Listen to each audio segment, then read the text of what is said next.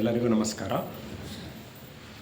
ಜೆ.ಕೆ. ಅವರ ಪುಸ್ತಕ ಶಿಕ್ಷಣ ಮತ್ತು ಜೀವನ ಪುಸ್ತಕದ ಅಧ್ಯಯನಕ್ಕೆ ಎಲ್ಲರಿಗೂ ಸ್ವಾಗತ. ನಾವು ಪೋಷಕರು ಮತ್ತು ಶಿಕ್ಷಕರು ಅನ್ನೋ ಒಂದು ಅಧ್ಯಯನ ಅಭ್ಯಾಸ ಮಾಡ್ತಾಯಿದ್ವಿ. ಆಲ್ಮೋಸ್ಟ್ ಒಂದು ಅಧ್ಯಾಯದ ಕೊನೆಯ ಹಂತದಲ್ಲಿದ್ದೀವಿ. ಶಿಕ್ಷಕರ ಬಗ್ಗೆ ಸರಿಯಾದ ಶಿಕ್ಷಕರು ಹೇಗಿರಬೇಕು ಅಂತ, ಸರಿಯಾದ ಶಿಕ್ಷಣದ ಬಗ್ಗೆ ನಾವು ಓದ್ತಾ ಬರ್ತಾಯಿದ್ವಿ ಹಿಂದಿನ ಅಧ್ಯಾಯಗಳಲ್ಲಿ. ಸರಿಯಾದ ಶಿಕ್ಷಣ ಅಂದರೆ ಹೇಗಿರಬೇಕು ಅಂತ. ಈಗ ಪೋಷಕರು ಮತ್ತು ಶಿಕ್ಷಕರ ಬಗ್ಗೆ ಹೇಳ್ತಾ ಸರಿಯಾದ ಶಿಕ್ಷಕರು ಹೇಗಿರಬೇಕು ಅನ್ನೋ ಒಂದು ವಿಚಾರನ ಸ್ಟಾರ್ಟ್ ಮಾಡಿದ್ವಿ. ಅಲ್ಲಿಂದ ಮುಂದುವರ್ಸೋಣ ಅದನ್ನು. ಅದರ ಬಗ್ಗೆ ಒಂದಷ್ಟು ವಿಚಾರಗಳನ್ನು ನೋಡೋಣ.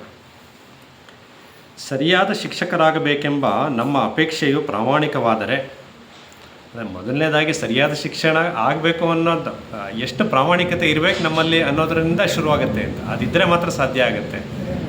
ಸುಮ್ಮನೆ ಏನೋ ಒಂದು ಹೊಟ್ಟೆ ತುಂಬ ಕೆಲಸಕ್ಕೋಸ್ಕರ ನಾವು ಮಾಡ್ತೀವಿ, ಜೀವನೋಪಾಯಕ್ಕೋಸ್ಕರ ಮಾಡ್ತೀವಿ ಅನ್ನೋದಲ್ಲ. ಅದು ನಿಜವಾಗ್ಲೂ ನಮ್ಮಲ್ಲಿ ಯಾವ ಥರದ ಅಪೇಕ್ಷೆ ಇರಬೇಕು.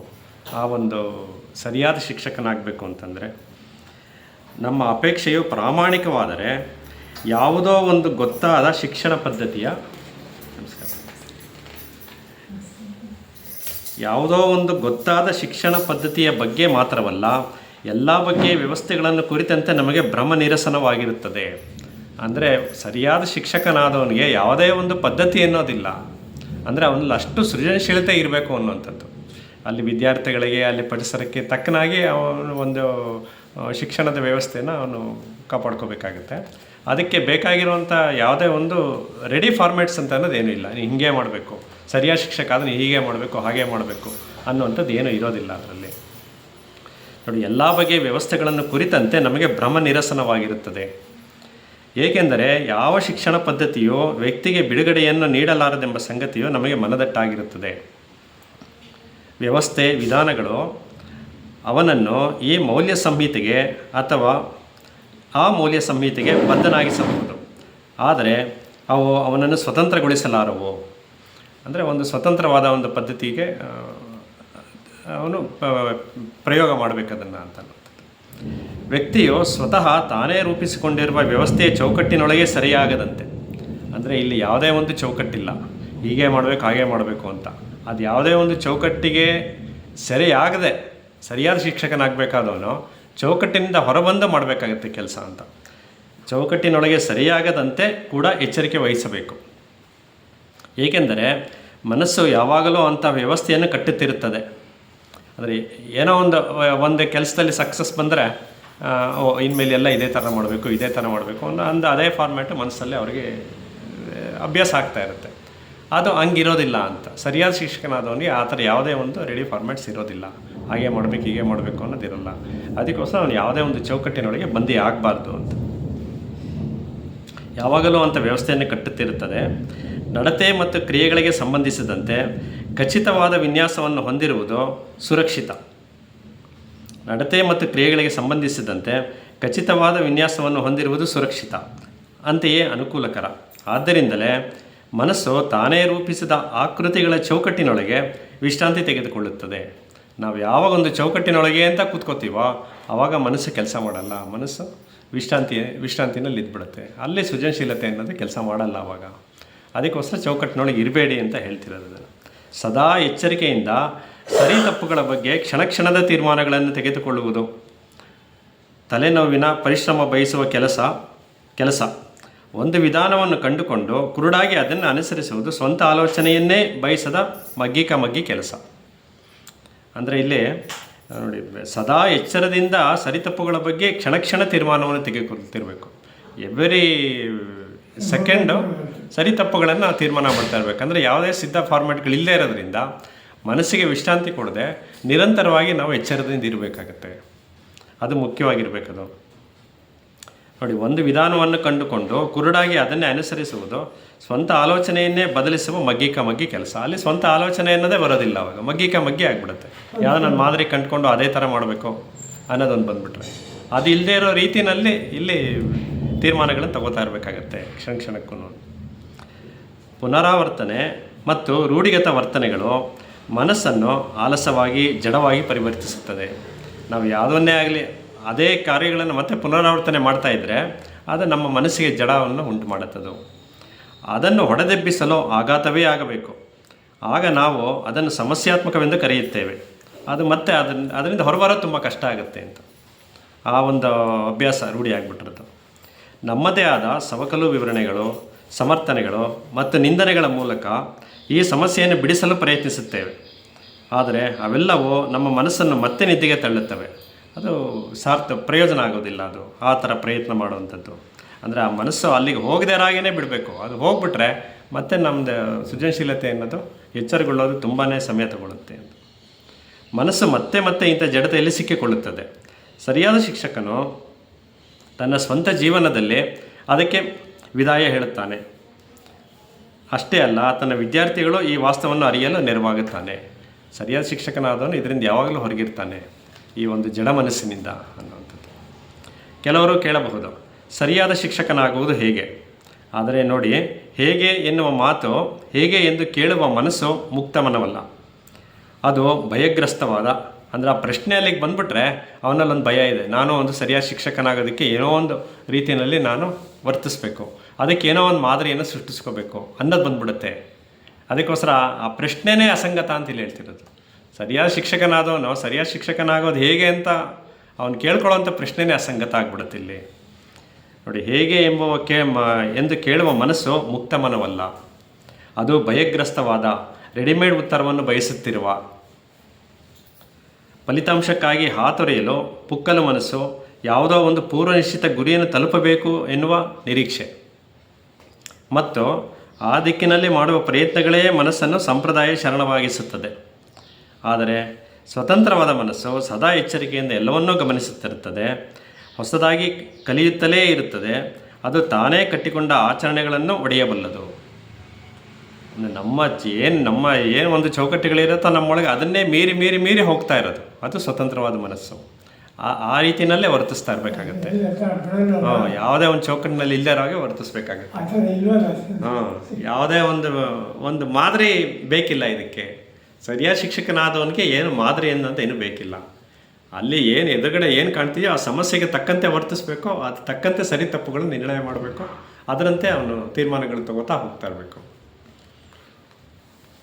ಅದಕ್ಕೆ ಮೊದಲನೇ ಫಸ್ಟ್ ಹೇಳ್ತಾನೆ ನೋಡಿ, ಇಲ್ಲೇನೋ ಅವನಲ್ಲಿರೋ ಅಪೇಕ್ಷೆ ಅದಿರಬೇಕದು.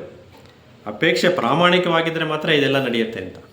ಸುಮ್ಮನೆ ನಾನು ಒಬ್ಬ ಶಿಕ್ಷಕನಾಗಿ ಕೆಲಸ ಮಾಡಬೇಕು, ಆ ನಿಟ್ಟಿನಲ್ಲಿ ನಾನು ಕೆಲಸ ಮಾಡ್ತೀನಿ ಅನ್ನೋದು ಮುಖ್ಯ ಅಲ್ಲ. ಅವನಲ್ಲಿ ಅಪೇಕ್ಷೆ ಇರಬೇಕು, ಅದು ಪ್ರಾಮಾಣಿಕವಾಗಿರಬೇಕು. ಆವಾಗ ಮಾತ್ರ ಅವನು ಆ ದಾರಿನಲ್ಲಿ ಸಾಗೋದಕ್ಕೆ ಸಾಧ್ಯ ಆಗುತ್ತೆ. ಸ್ವಾತಂತ್ರ್ಯವೆನ್ನುವುದು ಕೊನೆಯಲ್ಲಿ ತಲುಪುವ ಗುರಿಯಿಲ್ಲ, ಅದು ಮೊದಲ ಕ್ಷಣದಿಂದಲೂ ಇರಬೇಕಾದ ಮನಸ್ಥಿತಿ. ಅಂದರೆ ಒಂದು ಗುರಿ ಇಟ್ಕೊಂಡು ಕೆಲಸ ಮಾಡೋದಲ್ಲ, ಅದು ನಿರಂತರವಾಗಿರಬೇಕು ಅನ್ನೋದು. ಸ್ವಾತಂತ್ರ್ಯ ಅಂತ ಅನ್ನೋದು ಎಲ್ಲೋ ಒಂದು ಕೊನೆಯಲ್ಲಿ ಅದನ್ನು ರೀಚ್ ಆಗಬೇಕು ಅನ್ನೋದಲ್ಲ, ಅದು ಮೊದಲ ಕ್ಷಣದಲ್ಲೂ ನಿರಂತರವಾಗಿ ಇರಬೇಕಾದಂಥ ಮನಸ್ಥಿತಿ. ಹೇಗೆ ಎಂದು ಕೇಳಿದ ಮರುಕ್ಷಣವೇ ಅವನ ಎದುರಿಗೆ ಕಷ್ಟಗಳ ಪರ್ವತವೇ ನಿಂತು ಬಿಡುತ್ತದೆ.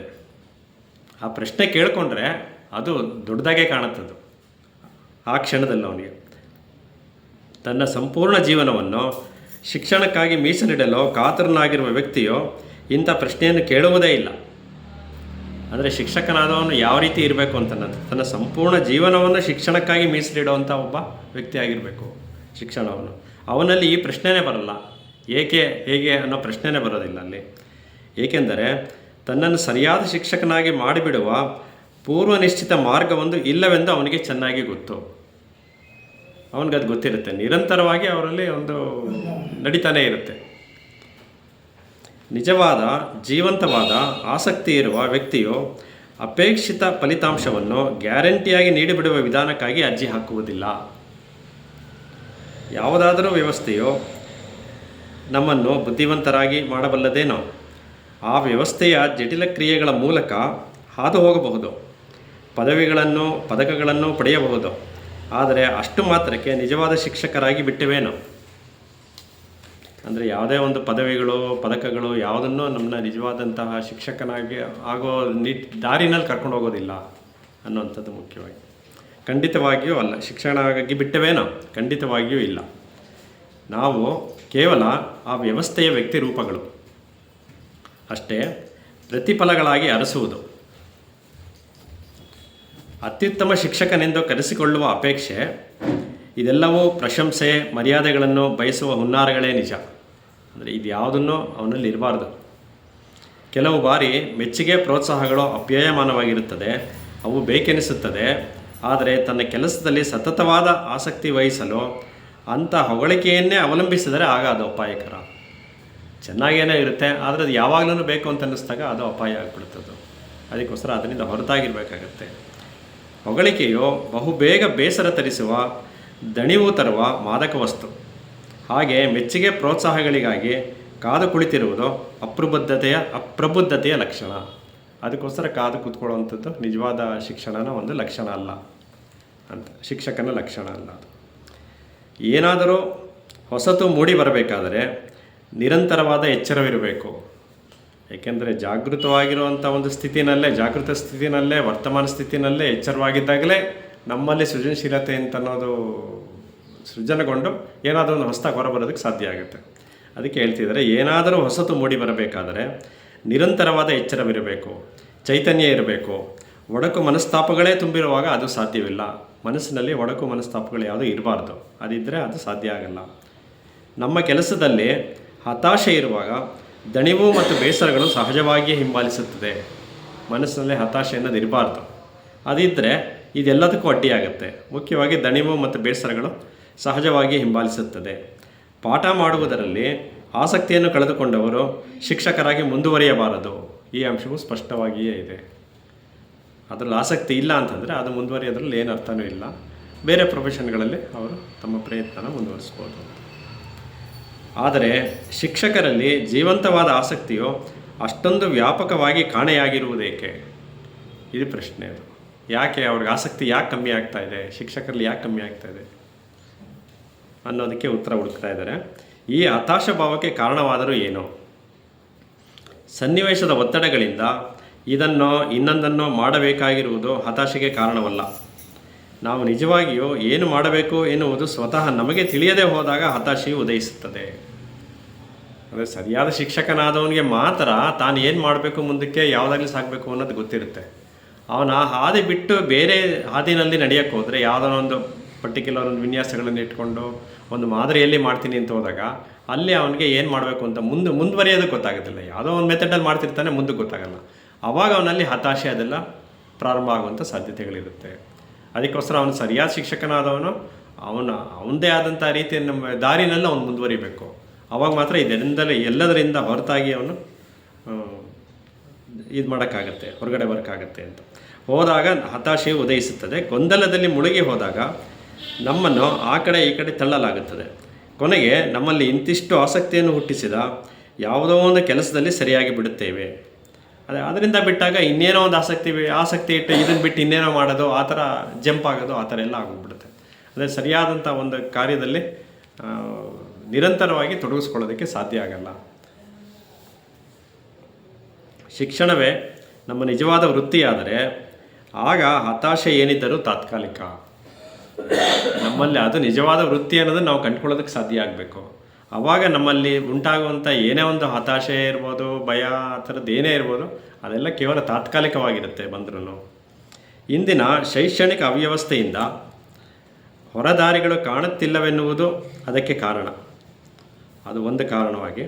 ಆದರೆ ಸರಿಯಾದ ಶಿಕ್ಷಣ ಸ್ವರೂಪ ಹಾಗೂ ಪರಿಣಾಮಗಳನ್ನು ಅರ್ಥ ಮಾಡಿಕೊಂಡ ಮರುಕ್ಷಣದಲ್ಲಿಯೇ ಅಗತ್ಯವಾದ ಉತ್ಸಾಹ ಚೈತನ್ಯಗಳನ್ನು ಮರಳಿ ಪಡೆಯುತ್ತೇವೆ. ನೋಡಿ, ಸರಿಯಾದ ಶಿಕ್ಷಣದ ಒಂದು ಸ್ವರೂಪವನ್ನು ನಾವು ಸರಿಯಾಗಿ ಅರ್ಥ ಮಾಡ್ಕೋಬೇಕು. ಒಂದು ಜಾಗೃತ ಸ್ಥಿತಿನಲ್ಲಿ ನಾವು ಎಚ್ಚರದಿಂದಿದ್ದರೆ ನಿರಂತರವಾಗಿ, ಆವಾಗ ನಮಗೆ ಇದೆಲ್ಲದರಿಂದ ನಾವು ಹೊರಬರೋದಕ್ಕೆ ಸಾಧ್ಯ ಆಗುತ್ತೆ. ಮತ್ತು ಅದಕ್ಕೆ ಅಗತ್ಯವಾದಂತಹ ಉತ್ಸಾಹ ಚೈತನ್ಯಗಳನ್ನು ಮರಳಿ ಪಡೆಯುತ್ತೇವೆ. ಇದು ಇಚ್ಛಾಶಕ್ತಿ ನಿರ್ಧಾರಗಳಿಗೆ ಸಂಬಂಧಿಸಿದ ಸಂಗತಿಯಲ್ಲ. ಬದಲಾಗಿ ಇದು ಗ್ರಹಿಕೆ ತಿಳುವಳಿಕೆಗಳ ಸೀಮೆಗೆ ಸೇರಿದ್ದು. ಅಂದರೆ ಕೇವಲ ಇಚ್ಛಾಶಕ್ತಿ ಹೊಂದಿದ್ರೆ ಸಾಕಾಗಲ್ಲ, ಅದ್ರ ಜೊತೆಗೆ ಸರಿಯಾದಂಥ ಗ್ರಹಿಕೆ ಬೇಕು, ತಿಳುವಳಿಕೆ ಬೇಕು. ಆ ಒಂದು ಪರಿಸ್ಥಿತಿ, ವರ್ತಮಾನ ಪರಿಸ್ಥಿತಿಯ ಗ್ರಹಿಕೆ ತಿಳುವಳಿಕೆಗಳೆಲ್ಲ ಮುಖ್ಯ ಆಗುತ್ತೆ.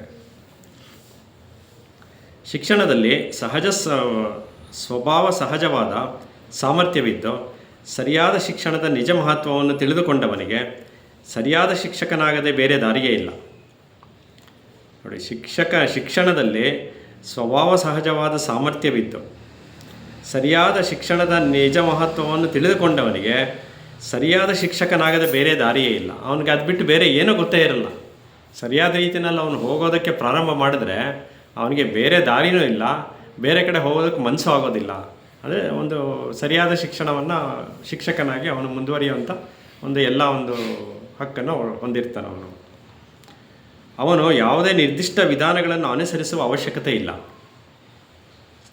ವ್ಯಕ್ತಿಯು ಸ್ವತಂತ್ರ ಸಮಗ್ರತೆಗಳನ್ನು ಪಡೆಯಲು ಸರಿಯಾದ ಶಿಕ್ಷಣವು ಅನಿವಾರ್ಯವೆಂಬ ತಿಳುವಳಿಕೆಯು ಮೂಡುವುದೇ ತಡ. ವ್ಯಕ್ತಿಯು ಸ್ವತಂತ್ರ ಸಮಗ್ರತೆಗಳನ್ನು ಪಡೆಯಲು ಸರಿಯಾದ ಶಿಕ್ಷಣವು ಅನಿವಾರ್ಯವೆಂಬ ತಿಳುವಳಿಕೆಯು ಮೂಡುವುದೇ ತಡ ನಮ್ಮಲ್ಲಿ ಮೂಲಭೂತವಾದ ಪರಿವರ್ತನೆ ಆಗುತ್ತದೆ. ಅದನ್ನು ನಾವು ಎಷ್ಟು ಚೆನ್ನಾಗಿ ಅದರ ಸ್ವಭಾವನ, ಅದರ ಸ್ವರೂಪನ ಅರ್ಥ ಮಾಡ್ಕೋತೀವೋ, ಸರಿಯಾದ ಶಿಕ್ಷಣ ಅನ್ನೋವಂಥ ಒಂದು ಪದದ ಅರ್ಥವನ್ನು ಎಷ್ಟು ಅರ್ಥ ಮಾಡ್ಕೋತೀವೋ ಆಗ ನಮ್ಮೊಳಗೇ ಅದು ಮೂಲಭೂತ ಪರಿವರ್ತನೆ ಆಗೋಗ್ಬಿಡುತ್ತೆ ಅನ್ನುವಂಥದ್ದು. ಮಾನವನಿಗೆ ಸುಖ ಶಾಂತಿ ಲಭಿಸುವುದು ಸರಿಯಾದ ಶಿಕ್ಷಣದಿಂದ ಮಾತ್ರವೆಂಬ ಸತ್ಯವನ್ನು ಮನಗಂಡವನು ಅದರ ಸಾಧನೆಗಾಗಿ ತನ್ನ ಸಮಗ್ರ ಜೀವನ ಮತ್ತು ಆಸಕ್ತಿಗಳನ್ನು ಮೀಸಲಿಡುತ್ತಾನೆ. ಅಂದರೆ ಮೊದಲನೇದಾಗಿ ಅವನು ಆಗಬೇಕಾಗಿರೋದು ಅವನು ಅದನ್ನು ಕಂಡುಕೊಳ್ಳುವಂಥದ್ದು, ಅದರದ್ದು ನಿಜವಾದ ಸ್ವರೂಪವನ್ನು ಕಂಡುಕೊಳ್ಳುವಂಥದ್ದು ಮುಖ್ಯವಾಗಿದೆ. ಅದಕ್ಕೆ ಏನು ಬೇಕೋ ಅವನಲ್ಲಿ ಪ್ರಾಮಾಣಿಕತೆ ಬೇಕು, ಅವನಲ್ಲಿ ಒಂದು ಅಪೇಕ್ಷೆ ಇರಬೇಕು, ನಾನು ಸರಿಯಾದ ಶಿಕ್ಷಕನಾಗಬೇಕು ಅಂತ. ಅದೆಲ್ಲ ಇದ್ದಾಗ ಈ ಥರ ಕಂಡುಕೊಳ್ಳೋದಕ್ಕೆ ಸಾಧ್ಯ ಆಗುತ್ತೆ. ಯಾವಾಗ ಅವನು ಕಂಡುಕೊತಾನೋ ಅವನ ಮುಂದಿನ ದಾರಿಗಳೆಲ್ಲ ತಾನಾಗೇ ತೆಗಿತಾ ಹೋಗುತ್ತೆ. ಬೇರೆ ದಾರಿಗಳು ಯಾವುದೋ ಅವನು ಕಾಣೋದಿಲ್ಲ. ಅವನು ಅದರಲ್ಲಿ ಸಫಲತೆಯನ್ನು ಪಡೆಯೋದಕ್ಕೆ ಸಾಧ್ಯ ಆಗುತ್ತೆ. ನಾವು ಕಲಿಸುವುದು ಮಗುವಿನ ಅಂತರಂಗದ ಶ್ರೀಮಂತಿಕೆಯನ್ನು ಸಾಧಿಸಲೆಂದು. ನೋಡು, ನಾವು ಕಲಿಸುವುದು ಮಗುವಿನ ಅಂತರಂಗದ ಶ್ರೀಮಂತಿಕೆಯನ್ನು ಸಾಧಿಸಲೆಂದು. ಈ ಅಂತರಂಗ ವಿಕಾಸದಿಂದ ಅವನಿಗೆ ಉಳಿದೆಲ್ಲ ಸಂಗತಿಗಳ ನಿಜವಾದ ಮೌಲ್ಯಗಳನ್ನು ಕಂಡುಕೊಳ್ಳುವ ಶಕ್ತಿ ಬರುತ್ತದೆ. ಅಂದರೆ ಶಿಕ್ಷಣದಲ್ಲಿ ಏನು ಮಾಡಬೇಕು ಅಂತಂದರೆ ಮಗು ಏನು ಕಲಿಸ್ಬೇಕು ನಾವು ಅಂತ ಇಲ್ಲಿ ಹೇಳ್ತಾ ಇದ್ದಾರೆ. ಮಗುವಿಗೆ ಬರೀ ಪಾಠ ಮಗ್ಗಿ ಹೇಳೋದು ಅದೆಲ್ಲ ಇಲ್ಲಿ ಹೇಳ್ತಿರೋದು. ಮಗುವಿನ ಅಂತರಂಗದ ಶ್ರೀಮಂತಿಕೆಯನ್ನು ಸಾಧಿಸಬೇಕು ಅಂತ. ಅಂತರಂಗದಲ್ಲಿ ಒಂದು ಶ್ರೀಮಂತಿಕೆ ಅಂತ ಅನ್ನೋದನ್ನು ತುಂಬೋ ಹಾಗೆ ಶಿಕ್ಷಕ ಕೆಲಸ ಮಾಡಬೇಕಾಗಿದೆ. ಆ ಅಂತರಂಗದ ವಿಕಾಸದಿಂದ ಅಲ್ಲೇ ಯಾವಾಗ ವಿಕಾಸ ಆಗುತ್ತೋ, ಅದು ಮಗುವಿನ ಅಂತರಂಗ ಯಾವಾಗ ವಿಕಾಸ ಆಗುತ್ತೋ, ವಿಕಾಸದಿಂದ ಅವನಿಗೆ ಉಳಿದೆಲ್ಲ ಸಂಗತಿಗಳ ನಿಜವಾದ ಮೌಲ್ಯವನ್ನು ಕಂಡುಕೊಳ್ಳುವ ಶಕ್ತಿ ಬರುತ್ತದೆ. ಮೌಲ್ಯದ ಶಕ್ತಿಯನ್ನು ಕಂಡುಕೊಳ್ಳೋದಕ್ಕೆ ಸಾಧ್ಯ ಆಗುತ್ತೆ. ಅಂತರಂಗದ ಸಿರಿತನ ಇಲ್ಲದಾಗ, ಅಕಸ್ಮಾತ್ ಅದಿಲ್ಲ ಅಂತಂದರೆ ಏನಾಗುತ್ತೆ ಅಂತ ಹೇಳ್ತಿದ್ದಾರೆ. ಅಂತರಂಗದ ಸಿರಿತನ ಇಲ್ಲದಾಗ ಲೌಕಿಕ ವಸ್ತುಗಳು ಅತಿಶಯವಾದ ಮಹತ್ವವನ್ನು ಪಡೆಯುತ್ತದೆ. ಪ್ರಾಪಂಚಿಕತೆಯಲ್ಲಿ ಮುಳುಗುವಂಥ ಸಾಧ್ಯತೆಗಳಾಗುತ್ತೆ. ನಮಗೆ ನಿಜವಾದಂಥ ಒಂದು ಉದ್ದೇಶ, ಜೀವನದ ಉದ್ದೇಶ ಏನು ಅರ್ಥ ಆಗಲ್ಲ, ಮೌಲ್ಯಗಳು ಅದೆಲ್ಲ ಅರ್ಥ ಆಗೋದಿಲ್ಲ. ನಮಗೇನು ಹೊರಗಡೆ ಏನು ಕಾಣ್ತಿದೆಯೋ ಬಣ್ಣಕ್ಕೆ ಲೌಕಿಕ ಪ್ರಪಂಚ, ಅದ್ರ ಕಡೆಗೆ ಮಾತ್ರ ನಮ್ಮಲ್ಲಿ ಸೆಳೆತ, ಆಕರ್ಷಣೆಗಳು ಹೆಚ್ಚಾಗ್ತಾ ಬರುತ್ತೆ. ಇದು ಆಂತರಿಕ ಶ್ರೀಮಂತಿಕೆಯ ಸ್ವರ್ಗದಾಗ ಆಗುವಂಥದ್ದು ವಿಚಾರ. ಇದು ಹಲವು ಬಗೆಯ ವಿನಾಶ ವಿಷಾದಗಳಿಗೆ ದಾರಿಯಾಗುತ್ತದೆ. ಇದರಿಂದ ಶಿಕ್ಷಕನು ಪ್ರತಿಯೊಬ್ಬ ವಿದ್ಯಾರ್ಥಿಗೂ ಅವನ ನಿಜವಾದ ಆಸಕ್ತಿ ಕೇಂದ್ರವನ್ನು ಕಂಡುಕೊಳ್ಳಲು ನೆರವಾಗುತ್ತಾನೆ. ಆಸಕ್ತಿ ಕೇಂದ್ರ ಅಂದರೆ ಅವನ ಆಂತರಿಕ ಶ್ರೀಮಂತಿಕೆಯೇ ಅಲ್ಲಿಗೆ ಬರುತ್ತೆ. ಅಲ್ಲಿಗೆ ಅವ್ನು ನಿಜವಾಗಿಯೂ ಏನು ಬೇಕು, ಏನು ಮಾಡಬೇಕು ಅಂತ ಅನ್ನೋವಂಥದ್ದನ್ನು ಕಂಡುಕೊಳ್ಳೋದನ್ನು ನೆರವಾಗೋದೇ ಸರಿಯಾದ ಶಿಕ್ಷಕನ ಕೆಲಸ ಆಗಿರುತ್ತೆ. ಮನುಷ್ಯರ ನಡುವೆ ದ್ವೇಷಕ್ಕೆ ಕಾರಣವಾಗುವ ಉದ್ಯೋಗಗಳನ್ನು ನಿರಾಕರಿಸಬೇಕೆಂದು ಹೇಳಿಕೊಡುತ್ತಾನೆ. ನೋಡಿ, ಮನುಷ್ಯರ ನಡುವೆ ದ್ವೇಷಕ್ಕೆ ಕಾರಣವಾಗುವ ಉದ್ಯೋಗಗಳು, ಒಬ್ಬರಲ್ಲೇ ಒಂದು ಕಾಂಪಿಟೇಷನ್ ಅಂತ ಬರುವಂಥದ್ದು, ಆ ಕಾಂಪಿಟೇಷನ್ ಸ್ವಲ್ಪ ಅನ್ಹೆಲ್ತಿ ಆಗಿರುವಂಥದ್ದು, ಆ ಥರ ಎಲ್ಲ ಆಗುವಂಥದ್ದನ್ನು ಮಾಡಬೇಡಿ ಅಂತಲೇ ಹೇಳೋದು. ಉದ್ಯೋಗಗಳನ್ನು ನಿರಾಕರಿಸಬೇಕೆಂದು ಹೇಳಿಕೊಡುತ್ತಾನೆ. ಎಳೆಯರು ಸ್ವಜ್ಞಾನವನ್ನು ಪಡೆಯಲು ಅವನು ನೆರವಾಗುತ್ತಾನೆ. ಎಳೆಯರಿಗೆ ಸ್ವಜ್ಞಾನವನ್ನು ಪಡೆಯಲು ನೆರವಾಗುತ್ತಾನೆ. ಸ್ವಜ್ಞಾನ ಅಂದರೆ ಅದೇ ಆಂತರಿಕ ಶ್ರೀಮಂತಿಕೆ ಅಂತ ಏನಿರುತ್ತೋ ಅದೇ ಬರ್ತಲ್ಲಿ. ಆ ತಿಳುವಳಿಕೆ ಇಲ್ಲದೆ ಮನಃಶಾಂತಿಯೂ ಇಲ್ಲ, ಅಲಕಾಲ ಉಳಿಯುವ ಸಂತೋಷವೂ ಇಲ್ಲ. ಶಿಕ್ಷಕನಾಗುವುದೆಂದರೆ ಅದು ಸ್ವಂತದ ಹಂಬಲಗಳ ಪೂರೈಕೆಯಲ್ಲ, ಅದು ಆತ್ಮ ನಿರಾಕರಣೆ. ಅಂದರೆ ಅವ್ನಿಗೆ ಹೆಂಗೆ ಬೇಕೋ ಹಂಗಿರೋದಕ್ಕಾಗೋದಿಲ್ಲ. ಅದಕ್ಕೆ ಒಂದು ಮಾದರಿ ಇಟ್ಕೊಂಡು ಅದರಂತೆ ಬದುಕಬೇಕಾಗತ್ತೆ. ಶಿಕ್ಷಕನ ಜವಾಬ್ದಾರಿ ಹೆಚ್ಚಿದೆ ಅನ್ನೋ ವಿಚಾರ ಇಲ್ಲಿ ಹೇಳ್ತಿದ್ದಾರೆ. ಸರಿಯಾದ ಶಿಕ್ಷಣ ಇಲ್ಲದಾಗ ಭ್ರಮೆಯನ್ನೇ ವಾಸ್ತವತೆ ಎಂದು ತಿಳಿಯಲಾಗುತ್ತದೆ. ಆಗ ವ್ಯಕ್ತಿಯು ಸದಾಕಾಲ ತನ್ನ ಅಂತರಂಗದ ಸಂಘರ್ಷಗಳಿಗೆ ಅಲ್ಲೇ ಮುಳುಗುತ್ತಾನೆ. ನೋಡಿ, ಸರಿಯಾದ ಶಿಕ್ಷಣ ಇಲ್ಲದಾಗ ಭ್ರಮೆಯನ್ನೇ ವಾಸ್ತವತೆ ಎಂದು ತಿಳಿಯುತ್ತಾನೆ. ಅಲ್ಲಿ ಭ್ರಮೆಗೆ ವಾಸ್ತವತೆಗೆ ವ್ಯತ್ಯಾಸಗಳು ಗೊತ್ತಾಗದೆ ಏನು ಕಾಣ್ತಿದೆಯೋ ಭ್ರಮಾರೂಪದಲ್ಲಿ ಅವನು ಏನು ಕಾಣ್ತಿದೆಯೋ ಅದನ್ನೇ ವಾಸ್ತವ ಅಂತ ಅನ್ಕೋತಾನೆ. ಆಗ ವ್ಯಕ್ತಿಯು ಸದಾಕಾಲ ತನ್ನ ಅಂತರಂಗದ ಸಂಘರ್ಷಗಳಲ್ಲಿಯೇ ಮುಳುಗುತ್ತಾನೆ. ಇಲ್ಲಿ ಅವನ ಆಂತರಿಕ ಸಂಘರ್ಷಗಳು ಹೆಚ್ಚಾಗ್ತಾ ಹೋಗುತ್ತೆ. ಇದರ ಫಲವಾಗಿ ಇತರರೊಂದಿಗಿನ ಅವನ ಸಂಬಂಧಗಳಲ್ಲಿಯೂ ಸಂಘರ್ಷವೇ ಇರುತ್ತದೆ. ಆ ಸಂಘರ್ಷ ಅನ್ನೋದು ನಿರಂತರವಾಗಿ ಅವನಲ್ಲೂ ಮತ್ತು ಅವನ ಒಂದು ಹೊರ ಸಂಬಂಧಿತ ವ್ಯಕ್ತಿಗಳಲ್ಲಿ ಕೂಡ ಅದು ಹೆಚ್ಚಾಗಿ ಕಾಣ್ತಾ ಇರುತ್ತೆ. ಇತರರು ಎಂದರೆ ಸಮಸ್ತ ಸಮಾಜವೇ. ಇತರರು ಅಂದರೆ ಇನ್ಯಾರು ಅಲ್ಲ, ಇನ್ನು ಸಮಾಜನೇ. ಅಂದರೆ ಸಮಾಜನೇ ಒಂದು ಕಲುಷಿತಗೊಳ್ಳುವಂಥ ಒಂದು ಕಾರ್ಯ ಅವನ ಕಡೆಯಿಂದ ನಡೆಯುತ್ತೆ. ಯಾವುದೋ ಅಂತರಂಗದಲ್ಲಿ ಶ್ರೀಮಂತಿಕೆ ಇಲ್ಲದೇ ಇದ್ದಾಗ, ಭ್ರಮೆಗಳನ್ನು ಹೆಚ್ಚಾಗಿ ಕಟ್ಕೊಂಡಾಗ. ಕೊನೆಗೂ ಶಾಂತಚಿತ್ತವನ್ನು ನೀಡುವುದು ಸ್ವಜ್ಞಾನವೇ ಹೊರತು ಸಾಂಸ್ಥಿಕ ಧರ್ಮದ ಡಾಗ್ಮಾಗಳಾಗಲಿ ವಿಧಿ ನಿಯಮಗಳಾಗಲಿ ಅಲ್ಲವೆಂದು ತಿಳಿದುಕೊಂಡವನು ಶಿಕ್ಷಕನಾಗುತ್ತಾನೆ. ನಾನು ನನ್ನದು ಎಂಬ ಮೇರೆಗಳನ್ನು ಮೀರಿದಾಗ ಮಾತ್ರವೇ ಸೃಷ್ಟಿ, ಸತ್ಯ, ದೇವರು ಅಸ್ತಿತ್ವಕ್ಕೆ ಬರುವರೆನ್ನುವ ಅರಿವು ಅವನಲ್ಲಿ ಒಳಮೂಡುತ್ತದೆ. ನಿಜವಾದಂಥ ಒಂದು ಅರಿವು ಈ ಒಂದು ಎಲ್ಲ ಒಂದು ಸ್ವಭಾವವನ್ನು ಸ್ವರೂಪವನ್ನು ಸರಿಯಾಗಿ ಅರ್ಥ ಮಾಡ್ಕೊಳ್ಳೋದ್ರಿಂದ ಸರಿಯಾದ ಶಿಕ್ಷಕನಾದವನು ಸಫಲತೆಯನ್ನು ಗಳಿಸೋದಕ್ಕೆ ಸಾಧ್ಯ ಆಗುತ್ತೆ ಅನ್ನೋ ಒಂದು ವಿಚಾರದಲ್ಲಿ ಈ ಅಧ್ಯಾಯ ಮುಖ್ಯತೆ. ಪೋಷಕರು ಅನ್ನೋ ಶಿಕ್ಷಕರು. ಈ ಸಂದರ್ಭದಲ್ಲಿ ಸೆಂಟ್ರಲ್ ಗೌರ್ಮೆಂಟು ಎಲ್ಲ ಸಂಸ್ಥೆಗಳಿಗೂ ಕಾಲ್ ಮಾಡಿದ್ರು. ನಿಮ್ಮ ರಿಫಾರ್ಮ್ಸ್ ಮಾಡಬೇಕು ಎಜುಕೇಷನ್ ಅಲ್ಲಿ ನಿಮ್ಮ ತಿಳಿಸಿ ಅಂತ. ಇವನ್ ನಮ್ಮ ಸೊಸೈಟಿ ಏನು ಕಳಿಸಿದೆ ಗೊತ್ತಿಲ್ಲ. ಸತ್ಯಸಾಯಿ ಅವರು ಡೆಲಿಗೇಟೇ ಹೋಗಿತ್ತು ಎಲ್ಲ ಎಕ್ಸ್ಪ್ಲೇನ್ ಮಾಡೋಕ್ಕೆ. ನಮ್ಮ ಸಂಸ್ಥೆ ಏನು ಮಾಡ್ತಾರೆ ಗೊತ್ತಿಲ್ಲ. ಹೋಗಿದ್ರು ವಾರಣಾಸಿಯಿಂದ ಅವರೆಲ್ಲ ಮಾಡಿದ್ರು. ಆ್ಯಕ್ಚುಲಿ ಎಲ್ಲ ಕೂಡ ಹಾಕಿ ಕಾನ್ಸಂಟ್ರೇಟೆಡ್ ಮಾಡಿ ಅದರಿಂದ ಯಾವ ಸರಿ ಯಾವ ತಪ್ಪು ನೋಡಿಕೊಂಡು ರಿಫಾರ್ಮ್ಸ್ ಮಾಡಬೇಕು. ಅದೇ ಇದೆಲ್ಲ ಸ್ವಂತವಾಗಿ ಸರಿಯಾದ ಶಿಕ್ಷಕನಾದವನು ಅವನೇ ತಾನಾಗೇ ಕಲ್ತ್ಕೋಬೇಕು. ಇದಕ್ಕೆ ಯಾವುದೇ ಒಂದು ಸಿದ್ಧ ಮಾದರಿಗಳಿಲ್ಲ, ಟ್ರೈನಿಂಗ್ ಕೊಡ್ತೀವಿ ಅಂತಿಲ್ಲ, ತರಬೇತಿಗಳಿಲ್ಲ. ಅವನೆಲ್ಲ ಪ್ರಾಮಾಣಿಕವಾದಂಥ ಒಂದು ಅಪೇಕ್ಷೆ ಬರಬೇಕು, ಅವನದನ್ನು ಕಂಡ್ಕೋಬೇಕು. ಅವಾಗ ಅದು ಸಾಧ್ಯ ಆಗುತ್ತೆ. ಎಜುಕೇಷನ್ ಟೋಟಲಿ ಇದಾಗಬೇಕು. ಅದೇ. ಸೊ ಈಗ ಇದು ಮುಂದಿನ ಒಂದು ಕೊನೆಯ ಅಧ್ಯಾಯ ಇದೆ. ಒಂದು 7-8 ಪುಟಗಳಿದೆ, ಮುಗಿಸ್ಬೋದು ಇನ್ನೂ ಟೈಮ್ ಇರೋದ್ರಿಂದ. ಇದನ್ನು ಪ್ರಾರಂಭ ಮಾಡೋಣ. ಈ ಅಧ್ಯಾಯದ ಹೆಸರು ಕಲೆ, ಸೌಂದರ್ಯ ಮತ್ತು ಸೃಜನ. ಈ ವಿಚಾರವಾಗಿ ಅವ್ರ ವ್ಯೂಗಳೇನಿದೆ, JK ವ್ಯೂ ಇದೆ ಅಂತನ್ನುವಂಥದ್ದು ಒಂದು 7-8 ಪುಟಗಳ ಕೊನೆಯ ಅಧ್ಯಾಯ ಇದು. ಇದನ್ನು ಪ್ರಾರಂಭ ಮಾಡ್ಬೋದು. ಅದೇ ಸೃಜನಶೀಲತೆ ಅನ್ನೋದನ್ನು ಹೌದೌದು, ಅದನ್ನು ಯಾವ ರೀತಿ ಇವರು ವ್ಯಾಖ್ಯಾನಿಸ್ತಾರೆ.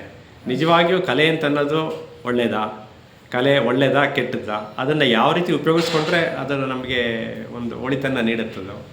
ಇವಾಗಂತ ಅನ್ನೋದು ಇವಾಗ ಕಲೆ ಅಂತ ಅನ್ನೋದು ಒಂಥರ ಜೀವನೋಪಾಯದ ಒಂದು ಮಾರ್ಗವೇ ಆಗ್ತಿದೆ ಜೀವನದಲ್ಲಿ ಎಲ್ಲರಿಗೂ. ಅದು ಸರಿನಾ? ಕಲೆನ ಜೀವನೋಪಾಯದ ಮಾರ್ಗವಾಗಿ ಉಪಯೋಗಿಸ್ಕೊಳ್ಳೋದು ಸರಿನಾ? ನಿಜವಾಗಿಯೂ ಕಲೆ ಅಂತ ಅನ್ನೋದು ಅದರಿಂದ ಏನಿರಬೇಕು, ಕಲೆ ಅಂತ ಅನ್ನೋದು ಏನಿರಬೇಕು, ಅದರಿಂದ ಇರುವಂಥ ಪ್ರತಿಭೆನ ಅನಾವರಣ ಮಾಡೋ ಪ್ರಯತ್ನ ಮಾಡ್ತಾರೆ. ಇದನ್ನು ಪ್ರಾರಂಭ ಮಾಡೋದು. ನಮ್ಮಲ್ಲಿ ಬಹುಪಾಲು ಜನರು ಯಾವಾಗಲೂ ಸ್ವತಃ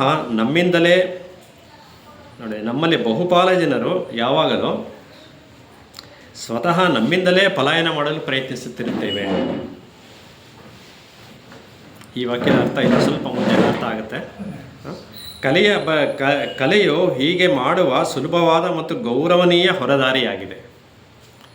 ಅಂದರೆ ತನ್ನನ್ನು ತಾನು ಯಾವುದ್ರಲ್ಲೋ ಒಂದ್ರಲ್ಲಿ ತೊಡಗಿಸ್ಕೋಬೇಕು ಅನ್ನೋ ಒಂದು ವಿಚಾರವಾಗಿ ಕಲೆಗಳೆಲ್ಲ ತೊಡಗಿಸ್ಕೊಳ್ಳೋದು ಇವಾಗ ಒಂದು ಆಗಿದೆ. ಅದು ಏಕೆಂದರೆ ಅದು ಅಂದ್ಕೊಂಡಿದ್ದಾನೆ ಒಂದು ಗೌರವಾನ್ವಿತ ಒಂದು ಮಾದರಿಯಾಗಿದೆ ಇದು. ನಾನು ಯಾವುದಾರೋ ಒಂದು ಕಲೆಯಲ್ಲಿ ನಾನು ತೊಡಗಿಸ್ಕೊಳ್ಳೋದು ಅಂತ ಇವತ್ತಿನ ಒಂದು ಸಮಾಜದಲ್ಲಿ ಶ್ರೀಸಾಮಾನ್ಯ ಅಂದ್ಕೊಂಡಿದ್ದಾನೆ ಅನ್ನುವಂಥದ್ದು. ಆದ್ದರಿಂದಲೇ ಅನೇಕರ ಬದುಕಿನಲ್ಲಿ ಕಲೆಯು ಮಹತ್ವದ ಪಾತ್ರವನ್ನು ವಹಿಸುತ್ತದೆ. ಈಗ ಏನೇ ಒಂದು ಪ್ರೊಫೆಷನ್ ಮಾಡ್ತಿರ್ಬೋದು, ನಾನು ಲೀಜರ್ಲಿಯಾಗಿ ನಾನು ಏನೋ ಒಂದು ಮಾಡ್ತೀನಿ, ನನಗೆ ಇಂಟ್ರೆಸ್ಟು, ಅದು ಮಾಡ್ತೀನಿ, ಇದು ಮಾಡ್ತೀನಿ, ಆ ಥರ ಏನೋ ಒಂದು ಮಾಡುವಂಥದ್ದು, ಆ ಥರ ಒಂದು ಸಮಾಜದಲ್ಲಿ ಇವತ್ತಿನ ದಿನ ಇದೆ. ಜೊತೆಗೆ ಅಂದರೆ ಕೇವಲ ಪ್ರೊಫೆಷನ್ ಬಿಟ್ಟು ಅದು ಬಿಟ್ಟು ಹೊರಗಿನ ಪ್ರಪಂಚದಲ್ಲಿ ನಾನು ಇದರಲ್ಲೂ ತೊಡಗಿಸ್ಕೋತೀನಿ ಅನ್ನೋವಂಥದ್ದು ಒಂದು ಹವ್ಯಾಸ ಕೂಡ ಆಗಿರುತ್ತದೆ. ಆತ್ಮವಿಸ್ಮೃತಿಯನ್ನು ಅನುಭವಿಸುವ ಅಪೇಕ್ಷೆಯಿಂದ ಕೆಲವರು ಕಲೆಯ ಕಡೆಗೆ ತಿರುಗಿದರೆ ಬೇರೆ ಕೆಲವರು ಮದ್ಯಪಾನದಲ್ಲಿ ನಿರತರಾಗುತ್ತಾರೆ. ಅಂದರೆ ಟೈಮ್ ಪಾಸ್ ಮಾಡೋದಕ್ಕೆ ಜನ ಯಾವ ಥರ ಸೆಲೆಕ್ಟ್ ಮಾಡ್ಕೋತಾರೆ ಅಂತ. ಒಬ್ಬರು ಯಾವುದೋ ಒಂದು ಕೆಲಸ ಒಂದು ಸೃಜನಶೀಲ ಒಂದು ಕೆಲಸನ ಕಾರ್ಯನ ನಾವು ಮಾಡ್ತೀವಿ ಅಂತ ಇಟ್ಕೊಂಡ್ರೆ, ಇನ್ನೊಬ್ಬರು ಅದೇ ಥರ ಟೈಮ್ ಪಾಸ್ ಮಾಡೋದಕ್ಕೆ ಬೇರೆ ಒಂದು ಸಮಾಜಘಾತಕ ಕೆಲಸಗಳಲ್ಲೆಲ್ಲ ತೊಡಗಿಸ್ಕೊಳ್ಳುವಂಥದ್ದು ಇರುತ್ತೆ. ಇನ್ನೆಷ್ಟೋ ಜನ ನಿಗೂಢವಾದ ಕಲ್ಪನಾಮಯವಾದ ಧಾರ್ಮಿಕ ಪ್ರತಿಪಾದನೆಗಳಿಗೆ ಶರಣಾಗುತ್ತಾರೆ. ಪ್ರಜ್ಞಾಪೂರ್ವಕವಾಗಿಯೋ ಹಾಗೆಲ್ಲದೆಯೋ ತಮ್ಮಿಂದಲೇ ಪಲಾಯನ ಮಾಡಲು ಯಾವುದಾದರೂ ಸಂಗತಿಯನ್ನು ಬಳಸಿದವರು ಕ್ರಮೇಣ ಅದರ ಚಟವನ್ನು ಅಂಟಿಸಿಕೊಳ್ಳುತ್ತಾರೆ. ನೋಡಿ, ತನ್ನನ್ನು ತಾನು ಯಾವುದರಿಂದಲೋ ಮರೆಯೋದಕ್ಕೋಸ್ಕರ ಏನೋ ಒಂದು ಹವ್ಯಾಸವನ್ನು ರೂಢಿಸ್ಕೊಂಡು ಅದನ್ನೇ ಮುಖ್ಯವಾಗಿ ಮಾಡ್ಕೊಳ್ಳೋದಕ್ಕೆ ಅಂತ ಪ್ರಯತ್ನ ಮಾಡ್ತಾರೆ. ಆದರೆ ಇದು ಸರಿನಾ ಅಂತ ಯೋಚನೆ ಮಾಡ್ತಾ ಇದ್ದಾರೆ. ಕಲೆಯಲ್ಲೇ ತೊಡಗಿಸ್ಕೋತಾರೆ ಅವ್ರು, ಪೂರ್ತಿ ಕಲೆಯಲ್ಲೇ ಜೀವನನ ಕಳೀಬೋದು ಅವರು. ಆದರೆ ಇದು ಸರಿನಾ ಇದು ಅನ್ನೋ ಒಂದು ಪ್ರಶ್ನೆ ಇಲ್ಲಿ ಬಂದಿದೆ. ನೋಡಿ, ಸಂಗತಿ ನೋಡಿ, ಯಾವ ಪ್ರಜ್ಞಾಪೂರ್ವಕವಾಗಿಯೋ ಹಾಗೆಲ್ಲದೆಯೋ ತಮ್ಮಿಂದಲೇ ಪಲಾಯನ ಮಾಡಲು ಯಾವುದೋ ಸಂಗತಿಯನ್ನು ಬಳಸಿದವರು ಕ್ರಮೇಣ ಅದನ್ನು ಚಟವಾಗಿ ಅಂಟಿಸಿಕೊಳ್ಳುತ್ತಾರೆ. ಆ ಚಟ ಅನ್ನೋದು ಕಲೆನೇ ಆಗ್ಬೋದು, ಮದ್ಯಪಾನನೇ ಆಗ್ಬೋದು. ಎರಡನ್ನೂ ಸಮವಾಗಿ ಇಲ್ಲಿ ತಗೊಂಡು ಹೇಳ್ತಾ ಇದ್ದಾರೆ ಇಲ್ಲಿ. ಅಂದರೆ ನಿಜವಾಗಲೂ ಕಲೆ ಅಂತನ್ನೋದು ಜೀವನೋಪಾಯದ ಮಾರ್ಗನ ಅಂತ ಯೋಚನೆ ಮಾಡ್ತಾ ಇದ್ದಾರೆ ಇವರು. ನಮ್ಮ ದಿನದ ಚಿಂತೆ ಆತಂಕಗಳಿಂದ ತಪ್ಪಿಸಿಕೊಳ್ಳಲು ವ್ಯಕ್ತಿ ಕವಿತೆ ಅಥವಾ ಅಂತಹದೇ ಒಂದು ಸಂಗತಿಯನ್ನು ಅವಲಂಬಿಸಿದರೆ ಅಂಥ ಅನುಭವವು ತಾತ್ಕಾಲಿಕವಾಗಿ ಶ್ರೀಮಂತವೆನಿಸಬಹುದು. ಆದರೆ ಅದು ನಮ್ಮ ಜೀವನದಲ್ಲಿ ಇನ್ನಷ್ಟು ಸಂಘರ್ಷಗಳಿಗೆ, ಪರಸ್ಪರ ವಿರೋಧಗಳಿಗೆ ಎಡೆ ಮಾಡಿಕೊಡುತ್ತದೆ. ಯಾಕಂಗಾಗುತ್ತೆ ಅನ್ನೋದನ್ನು ನಮ್ಮ ಮುಂದೆ ನೋಡಬೇಕು. ಪ್ರಯತ್ನಗಳು ಮಾಡಿದ್ರೆ ತಾತ್ಕಾಲಿಕವಾಗಿ ಅದು ರಿಲೀಫ್ ಕೊಡ್ಬೋದು, ಬಟ್ ಅದರ ಮುಂದೆ ಅದು ನಮಗೇ ತೊಂದರೆ ಕೊಡುತ್ತೆ, ಸಂಘರ್ಷಗಳನ್ನು ಉಂಟು ಮಾಡುತ್ತೆ. ಯಾಕೆ ಮತ್ತು ಹೇಗೆ ಅದನ್ನು ಮುಂದೆ ಹೇಳ್ತಾ ಹೋಗ್ತಾರೆ. ಸಂಘರ್ಷವಿರುವ ಕಡೆ ಸೃಜನಶೀಲ ಸ್ಥಿತಿಯು ಇರಲಾರದು. ಯಾವಾಗ ಕಲೆಯ ಮೂಲಕ ಅವನಲ್ಲಿ ಸಂಘರ್ಷಗಳು ಹುಟ್ಟೋದಕ್ಕೆ ಸಾಧ್ಯ ಆಗುತ್ತೋ ಅವನಲ್ಲಿ ಸೃಜನಶೀಲತೆ ಸತ್ತೋಗಿದೆ ಅಂತ ಹೇಳ್ತಾ ಇದ್ದಾರೆ. ಆವಾಗ ಕಲೆ ಏನು ಕೆಲಸ ಮಾಡುತ್ತೆ ಅಂದರೆ ಅವರಲ್ಲಿ ಸಂಘರ್ಷಗಳು ಉಂಟಾಗದೇ ಇರೋ ರೀತಿಯಲ್ಲಿ ಅವನು ಕಲೆನ ನಿಭಾಯಿಸಬೇಕು.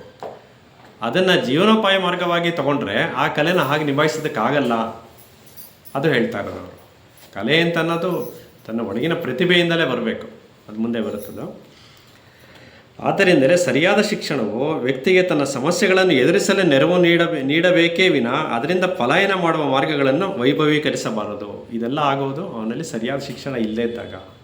ಕಲೆ ಯಾಕೆ ಜೀವನೋಪಾಯ ಮಾರ್ಗವಾಗೇ ಬದುಕಬೇಕು ಅಂತ ಮಾಡಿಕೊಂಡು ಈ ಥರ ಸಂಘರ್ಷಗಳಲ್ಲಿ ತೊಡಗಿಸ್ಕೊಂಡು ಮುಂದೆ ಬೇರೆ ಬೇರೆ ತೊಂದರೆಗಳನ್ನು ಅನುಭವಿಸ್ತಾರೆ ಅಂದರೆ ಅವನಲ್ಲಿ ನಿಜವಾದಂಥ ಶಿಕ್ಷಣ ಅವನು ಪಡ್ಕೊಳ್ದೇ ಇರೋದೇ ಕಾರಣ ಆಗಿದೆ ಇಲ್ಲಿ ಅಂತ.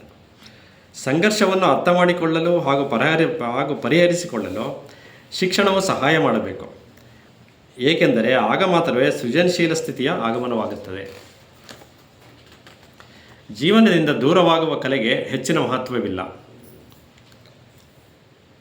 ಅಂದರೆ ಕಲೆಯಿಂದ ನಮ್ಮನ್ನು ನಾವು ಮರ್ತು ಬಿಡ್ತೀವಿ, ಕಲೆ ಬಿಟ್ಟು ಜೀವನನೇ ಮಾಡಲ್ಲ ಅಂತನ್ನೋದನ್ನು ರೂಢಿಸ್ಕೊಳ್ಳೋ ಪ್ರಯತ್ನ ಮಾಡ್ತಾರಲ್ಲ, ಅದು ಜೀವನದಿಂದ ಅವರೇ ದೂರವಾಗುವಂಥದ್ದು, ಅವರೇ ಮಾಡ್ಕೊಂಡಿರುವಂಥದ್ದು.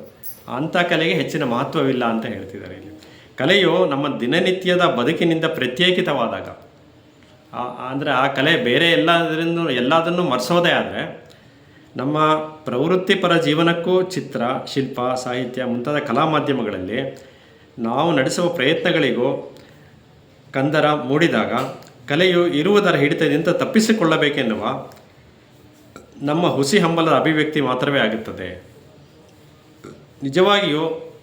ನಿಜವಾಗಿಯೂ ಪ್ರತಿಭಾವಂತರಾಗಿ ತಾಂತ್ರಿಕ ಪರಿಣಿತಿಯನ್ನು ಪಡೆದಿರುವವರಿಗೆ ಈ ಕಂದರವನ್ನು ತುಂಬಿಸಿಕೊಳ್ಳುವುದು ಬಹಳ ಕಷ್ಟ.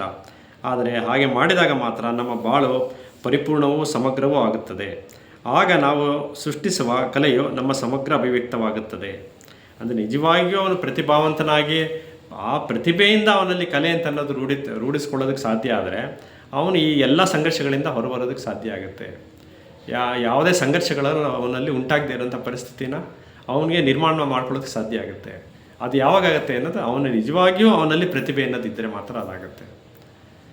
ಎಲ್ಲೋ ಅಲ್ಪ ಸ್ವಲ್ಪ ಪ್ರತಿಭೆಯಿಂದ ಏನೋ ಮಾಡ್ತೀವಿ ಅಂತ ಹೋಗಿ ಅದು ಇನ್ನೇನೋ ಕಂಟಿನ್ಯೂ ಮಾಡ್ತೀವಲ್ಲ, ಇನ್ನೂ ಮುಂದುವರಿಸ್ತೀವಿ ಅಂತ ಕಡಿಮೆ ಪ್ರತಿಭೆಯಿಂದ ಆವಾಗ ಅವರಲ್ಲಿ ಆಂತರಿಕ ಸಂಘರ್ಷಗಳು ಉಂಟಾಗಿ ಅದನ್ನು ಮುಂದುವರಿಯೋದಕ್ಕೆ ಸಾಧ್ಯ ಆಗದೆ ಜೀವನೋಪಾಯ ಮಾರ್ಗದಲ್ಲಿ ಅವರು ಅದನ್ನು ಸೋಲ್ತಾರೆ. ಅದಕ್ಕೆ ಇದನ್ನು ಆ ಜೀವನೋಪಾಯದ ಮಾರ್ಗವಾಗಿ ಇದನ್ನು ತಗೊಳ್ಳೇಬಾರ್ದು ಅಂತ ಹೇಳ್ತಾ ಇದ್ದಾರೆ. ನಿಜವಾಗಿಯೂ ಪ್ರತಿಭಾವಂತರಾಗಿರೋರು ಅವರು ಅದನ್ನು ಮುಂದುವರಿಸ್ಕೊಂಡು ಹೋಗೋದಕ್ಕೆ ಸಾಧ್ಯ ಇದೆ. ಮನಸ್ಸಿಗೆ ಭ್ರಮೆಗಳನ್ನು ಸೃಷ್ಟಿಸುವ ಶಕ್ತಿ ಇದೆ. ನಾವು ಮನಸ್ಸು ಚಲಿಸುವ ದಾರಿಗಳನ್ನು ಅರ್ಥ ಮಾಡಿಕೊಳ್ಳದೆ ಸ್ಫೂರ್ತಿಗಾಗಿ ಹುಡುಕುವುದು ಆತ್ಮವಂಚನೆಯ ದಾರಿ. ನೋಡಿ, ನಾವು ಮನಸ್ಸು ಚಲಿಸುವ ದಾರಿಗಳನ್ನು ಅರ್ಥ ಮಾಡಿಕೊಳ್ಳದೆ ಸ್ಫೂರ್ತಿಗಾಗಿ ಹುಡುಕುವುದು ಆತ್ಮವಂಚನೆಯ ದಾರಿ. ಅಂದರೆ ನಾವು ಏನು ಮಾಡುವ ಅದಕ್ಕೆ ಏನು ಬೇಕೋ ಅನ್ನೋದನ್ನು ನಾವು ಅರ್ಥಕೋಬೇಕು. ನಿಜವಾಗಿ ನಮ್ಮಲ್ಲಿ ಪ್ರತಿಭೆ ಇದೆಯೋ ಇಲ್ವೋ ಅಂತ ಅರ್ಥಕೋಬೇಕು. ಅದನ್ನು ಅರಿಯೋದಕ್ಕೆ ಪ್ರಯತ್ನ ಮಾಡದೆ ನಾವು ಕೇವಲ ಸ್ಫೂರ್ತಿಯಿಂದ ಎಲ್ಲ ಕೆಲಸ ಮಾಡಿಬಿಡ್ತೀವಿ ಅಂತ ಅದನ್ನು ಹುಡ್ಕೊಂಡು ಹೋಗೋದು ತಪ್ಪಾಗತ್ತದು. ನಾವು ಮುಕ್ತರಾಗಿ ಮನಸ್ಸು ತೆರೆದು ಕುಳಿತಾಗ ಸ್ಫೂರ್ತಿ ಆಗಮನವಾಗುತ್ತದೆ. ನಮ್ಮ ಮುಕ್ತ ಮನಸ್ಸು ಬೇಕದು. ಆವಾಗ ಅವರಲ್ಲಿ ನಿಜವಾದ ಪ್ರತಿಭೆ ಇದ್ದರೆ ಅದು ಸ್ಫೂರ್ತಿ ತಾನಾಗೇ ಬರುತ್ತೆ ಅಂತ. ಪ್ರತಿಭೆ ಇಲ್ಲದೆ ಇದ್ದರೆ ಅಲ್ಲಿ ಎಲ್ಲ ಕಮರಿ ಹೋಗ್ಬಿಡುತ್ತದೆ. ಕಾತುರ ತುಂಬಿದ ಪ್ರಣಯಿಯಂತೆ ಅದನ್ನು ಹಿಂಬಾಲಿಸಿದಾಗ ಅದು ದೂರ ಸರಿಯುತ್ತದೆ. ಯಾವುದೇ ಬಗೆಯ ಸ್ವಯಂ ಪ್ರಚೋದನೆಯಿಂದ ಸ್ಫೂರ್ತಿಯನ್ನು ಪಡೆಯಲು ಪ್ರಯತ್ನಿಸುವುದು 10 ಹಲವು ಭ್ರಮೆಗಳಿಗೆ ದಾರಿಯಾಗುತ್ತದೆ.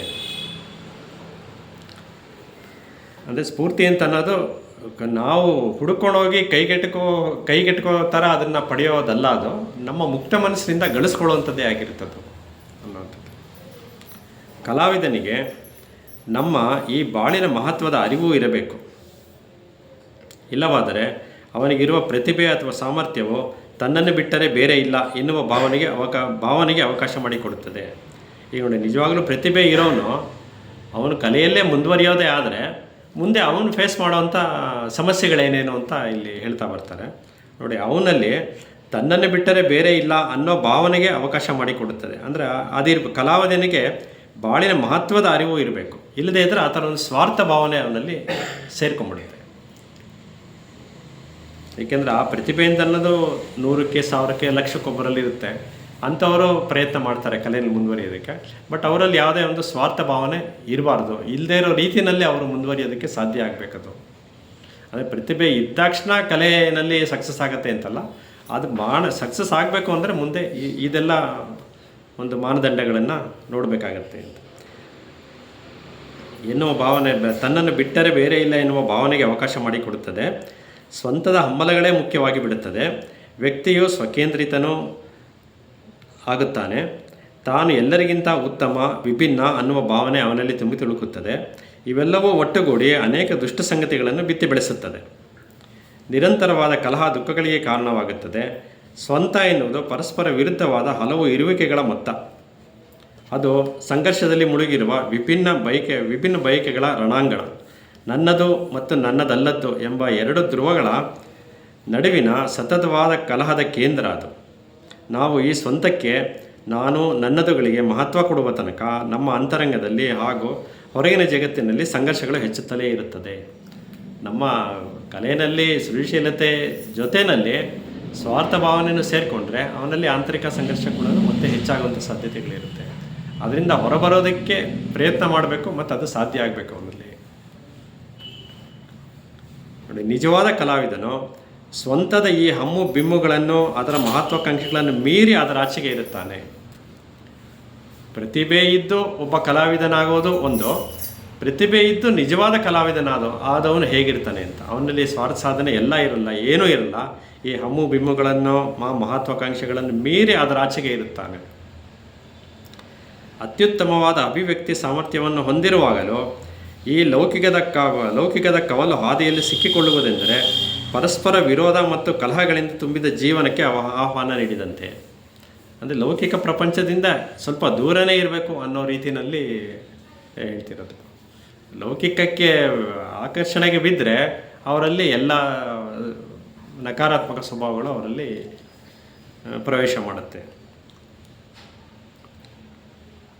ಹೊಗಳಿಕೆ ಮತ್ತು ಆರಾಧನೆಗಳನ್ನು ಹೃದಯ ಸಮೀಪವಾಗಿ ಮಾಡಿಕೊಂಡರೆ ಅಹಂಕಾರವು ಊದಿಕೊಳ್ಳುತ್ತದೆ. ಸಂವೇದನಾಶೀಲತೆಯು ನಾಶವಾಗುತ್ತದೆ. ಅಷ್ಟೇ ಅಲ್ಲ, ಯಾವುದೇ ಕ್ಷೇತ್ರದಲ್ಲಿ ಯಶಸ್ಸಿನ ಆರಾಧನೆಯು ಸಹಜವಾಗಿಯೇ ಬುದ್ಧಿಶಕ್ತಿಗೆ ಅಪಾಯಕರವಾಗುತ್ತದೆ. ಯಶಸ್ಸಿನ ಆರಾಧನೆಯಿಂದ ದೂರ ಇರಬೇಕು, ಮಹತ್ವಾಕಾಂಕ್ಷೆ ಅನ್ನೋದು ಇರಬಾರ್ದು. ಅದೆಲ್ಲದರಿಂದ ಹೊರತಾಗಿದ್ದವನು ಮಾತ್ರ ನಿಜವಾದ ಕಲಾವಿದ. ತನ್ನ ಪ್ರತಿಭೆ ಒಂದರಿಂದಲೇ ಅವನು ಮುಂದೆ ಬೆಳವಣಿಗೆ ಆಗೋದಕ್ಕೆ ಸಾಧ್ಯ ಆಗುತ್ತೆ. ತಾನು ಉಳಿದವರಿಗಿಂತ ಬೇರೆ ಎಂಬ ಭಾವನೆಗೆ ಕಾರಣವಾಗುವ ಪ್ರತಿಭೆ ಪ್ರವೃತ್ತಿಗಳು ಅಂತೆಯೇ ಸ್ವವೈಭವೀಕರಣದ ಎಲ್ಲ ಬಗೆಯ ಸೂಕ್ಷ್ಮಜ್ಞತೆಯ ಅಭಿವ್ಯಕ್ತಿಯನ್ನು ವಿಕೃತಗೊಳಿಸುತ್ತದೆ. ಬದಲಾಗಿ ಯಾವುದಕ್ಕೂ ಸ್ಪಂದಿಸದ ಜಡತನವನ್ನು ತರುತ್ತದೆ. ತನ್ನ ಪ್ರತಿಭೆಯು ನನ್ನ ವೈಯಕ್ತಿಕ ಆಸ್ತಿಯಾಗಿ ನಾನು ನನ್ನದುಗಳಿಗೆ ಮಹತ್ವ ದೊರೆತಾಗ ಸಂವೇದನಾಶೀಲತೆಯು ಮಂಕಾಗುತ್ತದೆ. ಪ್ರತಿಭೆಗೆ ಸ್ವಾರ್ಥ ಸೇರಿದ್ರೆ ಏನಾಗುತ್ತೆ ಅನ್ನೋಂಥದ್ದು. ನಾನು ನನ್ನದು ಅನ್ನೋದು ಅವರಲ್ಲಿ ಬಂದ್ಬಿಟ್ರೆ, ನಿಷ್ಕಾಮ ಕರ್ಮ ಆಗಬೇಕು. ನನ್ನ ಬಿಟ್ಟರೆ ಇಲ್ಲ ಅನ್ನೋದಾಗ್ಬಿಟ್ರೆ ಅವರಲ್ಲಿ ಎಲ್ಲ ಮಂಕತನ ಅವರಲ್ಲಿ ಪ್ರವೇಶ ಮಾಡೋದಕ್ಕೆ ಪ್ರಾರಂಭ ಮಾಡುತ್ತೆ, ಜಡತನವನ್ನು ಬೆಳೆಸುತ್ತೆ. ಸಾಹಿತ್ಯ ರಚನೆ ಮಾಡುವವನು ನಾನು, ಚಿತ್ರ ಬರೆಯುವವನು ನಾನು, ಸಂಶೋಧನೆಗಳನ್ನು ಮಾಡುವವನು ನಾನೇ. ಜನರೊಂದಿಗೆ, ವಸ್ತುಗಳೊಂದಿಗೆ, ಪ್ರಕೃತಿಯೊಂದಿಗೆ ನಮಗಿರುವ ಸಂಬಂಧಗಳ ಲೋಕದಲ್ಲಿ ನಮ್ಮ ಮನಸ್ಸು ಮುಕ್ತವಾಗಿ ನಮನಶೀಲವಾಗಿ ಇರಬೇಕು. ಅದು ಆತ್ಮ ಸಂರಕ್ಷಕವಾದ ಬೇಡಿಕೆಗಳು ಹಾಗೂ ಪ್ರಯತ್ನಗಳಿಗೆ ಬದ್ಧವಾಗಿರಬಾರದು. ಇದು ಸಾಧ್ಯವಾಗುವುದು ನಮ್ಮ ಆಲೋಚನೆಗಳು ಮತ್ತು ಭಾವನೆಗಳ ಪ್ರತಿಯೊಂದು ಚಲನೆಯನ್ನು ತಿಳಿದುಕೊಂಡಾಗ ಮಾತ್ರ. ಅಂದರೆ ನಾವು ನಮ್ಮೊಳಗೆ ನೋಡಬೇಕು, ನಮ್ಮ ಸ್ವರೂಪವನ್ನೇ ನಾವು ಅರ್ಥ ಮಾಡ್ಕೊಳ್ಳೋದು ಪ್ರಯತ್ನ ಪಟ್ಟಾಗ ಮಾತ್ರ ಅದರಿಂದ ಹೊರಬರೋದಕ್ಕೆ ಸಾಧ್ಯ ಆಗುತ್ತೆ. ಆಗ ಮಾತ್ರ ನಮ್ಮ ಮನಸ್ಸು ಶಾಂತದಿಂದ ನಿರ್ದೇಶಿತವಾಗದೆ ಕುರೂಪ ಮತ್ತು ಸೌಂದರ್ಯಗಳಿಗೆ ಸಂವೇದನಾಶೀಲವಾಗುತ್ತದೆ. ಸೌಂದರ್ಯ ಮತ್ತು ಕುರೂಪಗಳೆರಡನ್ನು ಸಂವೇದನಾಶೀಲವಾಗಿ ಸ್ವೀಕರಿಸುವ ಸಾಮರ್ಥ್ಯವು ಮಮತೆಯಿಂದ ಬರುವುದಿಲ್ಲ. ನೋಡಿ, ಸೌಂದರ್ಯ ಮತ್ತು ಕುರೂಪಗಳೆರಡನ್ನು ಸಂವೇದನಾಶೀಲವಾಗಿ ಸ್ವೀಕರಿಸುವ ಸಾಮರ್ಥ್ಯವು ಮಮತೆಯಿಂದ ಬರುವುದಿಲ್ಲ. ಅದು ನಾವೇ ನಿರ್ಮಿಸಿಕೊಂಡ ಸಂಘರ್ಷಗಳು ಮಾಯವಾದಾಗ ಮೂಡಿಬರುತ್ತದೆ. ನಮ್ಮೊಳಗಿನ ಸಂಘರ್ಷಗಳು ಹೊರಗೆ ಹೋಗಲೇಬೇಕು. ಕೇವಲ ಪ್ರೀತಿ ಮಮತೆಯಿಂದ ನಾನು ಅದನ್ನೆಲ್ಲ ಗಳಿಸ್ಕೋತೀನಿ ಅಂತ ಅನ್ನೋದು ಸಾಧ್ಯ ಆಗಲ್ಲ. ನಮ್ಮಲ್ಲಿರುವಂಥ ಆಂತರಿಕ ಸಂಘರ್ಷಗಳನ್ನು ಹೊರ ಹಾಕಬೇಕಾಗತ್ತೆ. ಮೊದಲನೇದಾಗಿ ನಾವು ಪ್ರೀತಿಯ ಸಾಹಚರ್ಯದಲ್ಲಿ ಇದರ ಉಗಮವಿದೆ. ನಾವು ಅಂತರಂಗದಲ್ಲಿಯೇ ಬಡವಾದಾಗ ಸಿರಿವಂತಿಕೆಯ ಹೊರ ಪ್ರದರ್ಶನದಲ್ಲಿ ತೊಡಗುತ್ತೇವೆ. ಐಶ್ವರ್ಯ, ಅಧಿಕಾರ, ಆಸ್ತಿಪಾಸ್ತಿಗಳನ್ನು ತೋರಿಸಿಕೊಂಡು ತಿರುಗಾಡುತ್ತೇವೆ. ನಮ್ಮ ಹೃದಯಗಳೇ ಖಾಲಿಯಾಗಿರುವಾಗ ವಸ್ತುಗಳನ್ನು ಸಂಗ್ರಹಿಸುವ ಹುಚ್ಚು ಹಿಡಿಯುತ್ತಿರುತ್ತದೆ. ಕಂಡುಕೊಳ್ಳುವ ಶಕ್ತಿ ಇದ್ದರೆ ತೀರಿತು. ಮತ್ತು ಸುತ್ತಲೂ ನಾವು ಸುಂದರವೆಂದು ತಿಳಿಯುವ ವಸ್ತುಗಳು ಇಡಿಕಿರಿಯುತ್ತದೆ. ಇವುಗಳಿಗೆ ಅತಿಯಾದ ಮಹತ್ವ ಕೊಡುವುದರಿಂದ ನಾವು ಅಪಾರವಾದ ಹಾನಿ ಮತ್ತು ವಿಷಾದಗಳಿಗೆ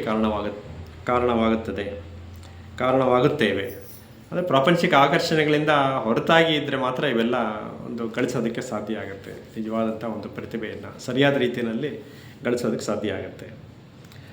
ವಸ್ತುಗಳನ್ನು ಸಂಗ್ರಹಿಸಬೇಕು ಎನ್ನುವ ಮನೋಧರ್ಮವು ಸೌಂದರ್ಯ ಪ್ರಿಯತೆಯಲ್ಲ, ಅದು ಸುರಕ್ಷಿತವಾಗಿರಬೇಕೆಂಬ ಅಪೇಕ್ಷೆಯ ಪರಿಣಾಮ. ಅಂಥ ಹಂಬಲದ ಫಲವಾಗಿ ಭಯ ಹುಟ್ಟಿಕೊಳ್ಳುತ್ತದೆ. ಮತ್ತು ಅಲ್ಲಿ ಸುರಕ್ಷತೆ ಅಂತ ಅನ್ನೋದು ಬಂದುಬಿಟ್ರೆ, ಅಂದರೆ ಇದು ಯಾವುದೇ ಒಂದು ಸ್ವಭಾವಗಳು ಯಾವ ರೀತಿ ಅವರ ಪ್ರತಿಭೆಯನ್ನು ಹೆಂಗೆ ಕಮರಿ ಬಿಡುತ್ತೆ ಅಂತ ಅನ್ನೋದನ್ನು ಇಲ್ಲಿ ಹೇಳ್ತಾ ಇದ್ದಾರೆ. ಭಯದ ಬೆನ್ನು ಹಿಡಿದು ಪ್ರತ್ಯೇಕತೆಯು ಮೊದಲಾಗುತ್ತದೆ. ಅದು ನಮ್ಮ ಸುತ್ತಲೂ ಪ್ರತಿರೋಧದ ಗೋಡೆಗಳನ್ನು ಕಟ್ಟಿಬಿಡುತ್ತದೆ. ಆ ಗೋಡೆಗಳು ಎಲ್ಲ ಬಗೆಯ ಸಂವೇದನೆಗಳನ್ನು ದೂರವಿಡುತ್ತದೆ. ಬಹು ಸುಂದರವಾದ ವಸ್ತುಗಳು ಕ್ರಮೇಣ ನಮ್ಮ ಆಕರ್ಷಣೆಯನ್ನು ಕಳೆದುಕೊಳ್ಳುತ್ತದೆ. ಅವುಗಳಿಗೆ ನಾವು ಅಭ್ಯಸ್ತರಾಗಿ ಬಿಡುತ್ತೇವೆ. ಒಂದು ಕಾಲದಲ್ಲಿ ಆನಂದದ ಆಕರವಾಗಿದ್ದ ಸಂಗತಿಯೇ ಶೂನ್ಯವಾಗಿ ಮಂಕಾಗಿ ಕಾಣುತ್ತದೆ. ಇಲ್ಲಿ ಸೌಂದರ್ಯವು ಜೀವಂತವಾಗಿ ಮುಂದುವರೆದಿದೆ, ಆದರೆ ನಾವು ಅದಕ್ಕೆ ಮುಕ್ತರಾಗಿಲ್ಲ. ಅದು ನಮ್ಮ ನಿತ್ಯ ಜೀವನದ ಏಕತಾನತೆಯಲ್ಲಿ ಕರಗಿ ಹೋಗಿದೆ. ಆ ಚೆಲುವು ನಮ್ಮ ಪಾಲಿಗೆ ಸತ್ತು ಹೋಗಿದೆ. ಇದೆಲ್ಲ ನಮ್ಮೊಳಗಿರೋ ನಕಾರಾತ್ಮಕ ಸ್ವಭಾವಗಳು ನಮ್ಮನ್ನು ಯಾವ ರೀತಿ, ನಮ್ಮ ಪ್ರತಿಭೆಗಳನ್ನು ಹೇಗೆ ಮುದುಡು ಬಿಡ್ತಾ ಇದೆ ಅನ್ನೋದನ್ನು ಇಲ್ಲಿ ಹೇಳ್ತಾ ಇದ್ದಾರೆ. ನಾವು ಮುಕ್ತ ಮನಸ್ಸನ್ನು ಇಟ್ಕೊಂಡ್ರೆ ಮಾತ್ರ ನಮ್ಮ ಒಂದು ಆಂತರಿಕ ಸಂಘರ್ಷಗಳಿಂದ ದೂರವಾಗಿ ನಮ್ಮ ಪ್ರತಿಭೆಗಳನ್ನು ಬೆಳೆಸ್ಕೊಂಡು ಮುಂದುವರಿಸ್ಕೊಂಡು ಹೋಗೋದಕ್ಕೆ ಸಾಧ್ಯ ಆಗುತ್ತೆ. ನಿಜವಾದ ಪ್ರತಿಭೆನ ನಮ್ಮ ಹೃದಯಗಳು ಒಣಗಿ ಸಿಕ್ಕಟ್ಟಿಗೆಯಾದ ಮೇಲೆ ನಾವು ನಿರ್ದಯಿಗಳಾಗುತ್ತೇವೆ. ಇನ್ನೂ ಮುಂದುವರೆದು ಹೇಳ್ತಾ ಇದ್ದಾರೆ. ನಾವು ನಕ್ಷತ್ರಗಳ ಕಡೆಗೆ ನೋಡಲಾರೆವು, ಮರಗಳ ಚೆಲುವಿಗೆ ಮನಸೋಲಲಾರೆವು, ಜಲರಾಶಿಯಲ್ಲಿ ಮಿರುಮಿರುಗುವ ಪ್ರತಿಬಿಂಬಗಳಲ್ಲಿ ಕಳೆದು ಹೋಗಲಾರೆವು. ಈ ಎಲ್ಲ ಸಾಮರ್ಥ್ಯಗಳು ಈಗ ಮರೆವಿಗೆ ಸಂದಿವೆ. ಎಲ್ಲ ಅಂದರೆ ಆಂತರಿಕ ಸಂಘರ್ಷದಿಂದ ಉಂಟಾಗುವಂಥ ಒಂದು ವಿಕೃತಿಗಳಿವೆಲ್ಲ.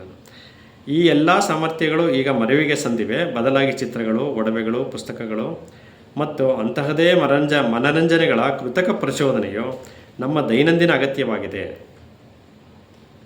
ನಾವು ಸತತವಾಗಿ ಹೊಸ ಹೊಸ ಥ್ರಿಲ್ಗಳ, ಸಂಭ್ರಮಗಳ ಅನ್ವೇಷಣೆಯಲ್ಲಿ ನಿರತರಾಗಿದ್ದೇವೆ. ಬಗೆ ಬಗೆಯ ಇಂದ್ರಿಯಾನುಭವಗಳಲ್ಲಿ ಕ್ಷಣಕ್ಷಣವೂ ಹಾತೊರೆಯುತ್ತಿದ್ದೇವೆ. ಈ ಹಂಬಲಗಳು ಮತ್ತು ಅವುಗಳ ಪೂರೈಕೆಯಿಂದ ನಮ್ಮ ಹೃದಯಗಳು, ಮನಸ್ಸುಗಳು ದಣಿದಿವೆ. ಎಲ್ಲ ಒಂದು ಪ್ರಾಪಂಚಿಕ ಆಕರ್ಷಣೆಯಿಂದ ಉಂಟಾಗ್ತಿರುವಂಥ ಒಂದು ಪರಿಣಾಮಗಳು. ನಮ್ಮ ಹೃದಯಗಳು, ಮನಸ್ಸುಗಳು ದಣಿದಿವೆ, ಮಂಕಾಗಿವೆ. ನಾವು ಇಂದ್ರಿಯಾನುಭವಗಳ ಬೆನ್ನ ಹಿಂದೆ ಓಡುವ ತನಕ ಸುಂದರ ಅಸುಂದರ ವಸ್ತುಗಳಿಗೆ ನಾವು ನೀಡುವ ಮಹತ್ವ ಮೇಲಿನದು ಮಾತ್ರ.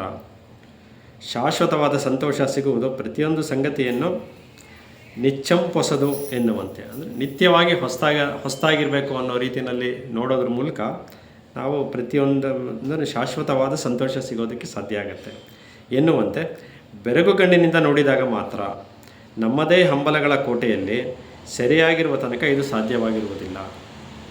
ನಾವು ಯಾವುದೇ ಒಂದು ಚೌಕಟ್ಟಿನೊಳಗಿರೋ ತನಕ ನಮ್ಮಲ್ಲಿ ಇವೆಲ್ಲ ಸಾಧ್ಯ ಆಗೋದಿಲ್ಲ. ಚೌಕಟ್ಟನ್ನು ಮೀರಿ ಬರಲೇಬೇಕಾಗುತ್ತೆ.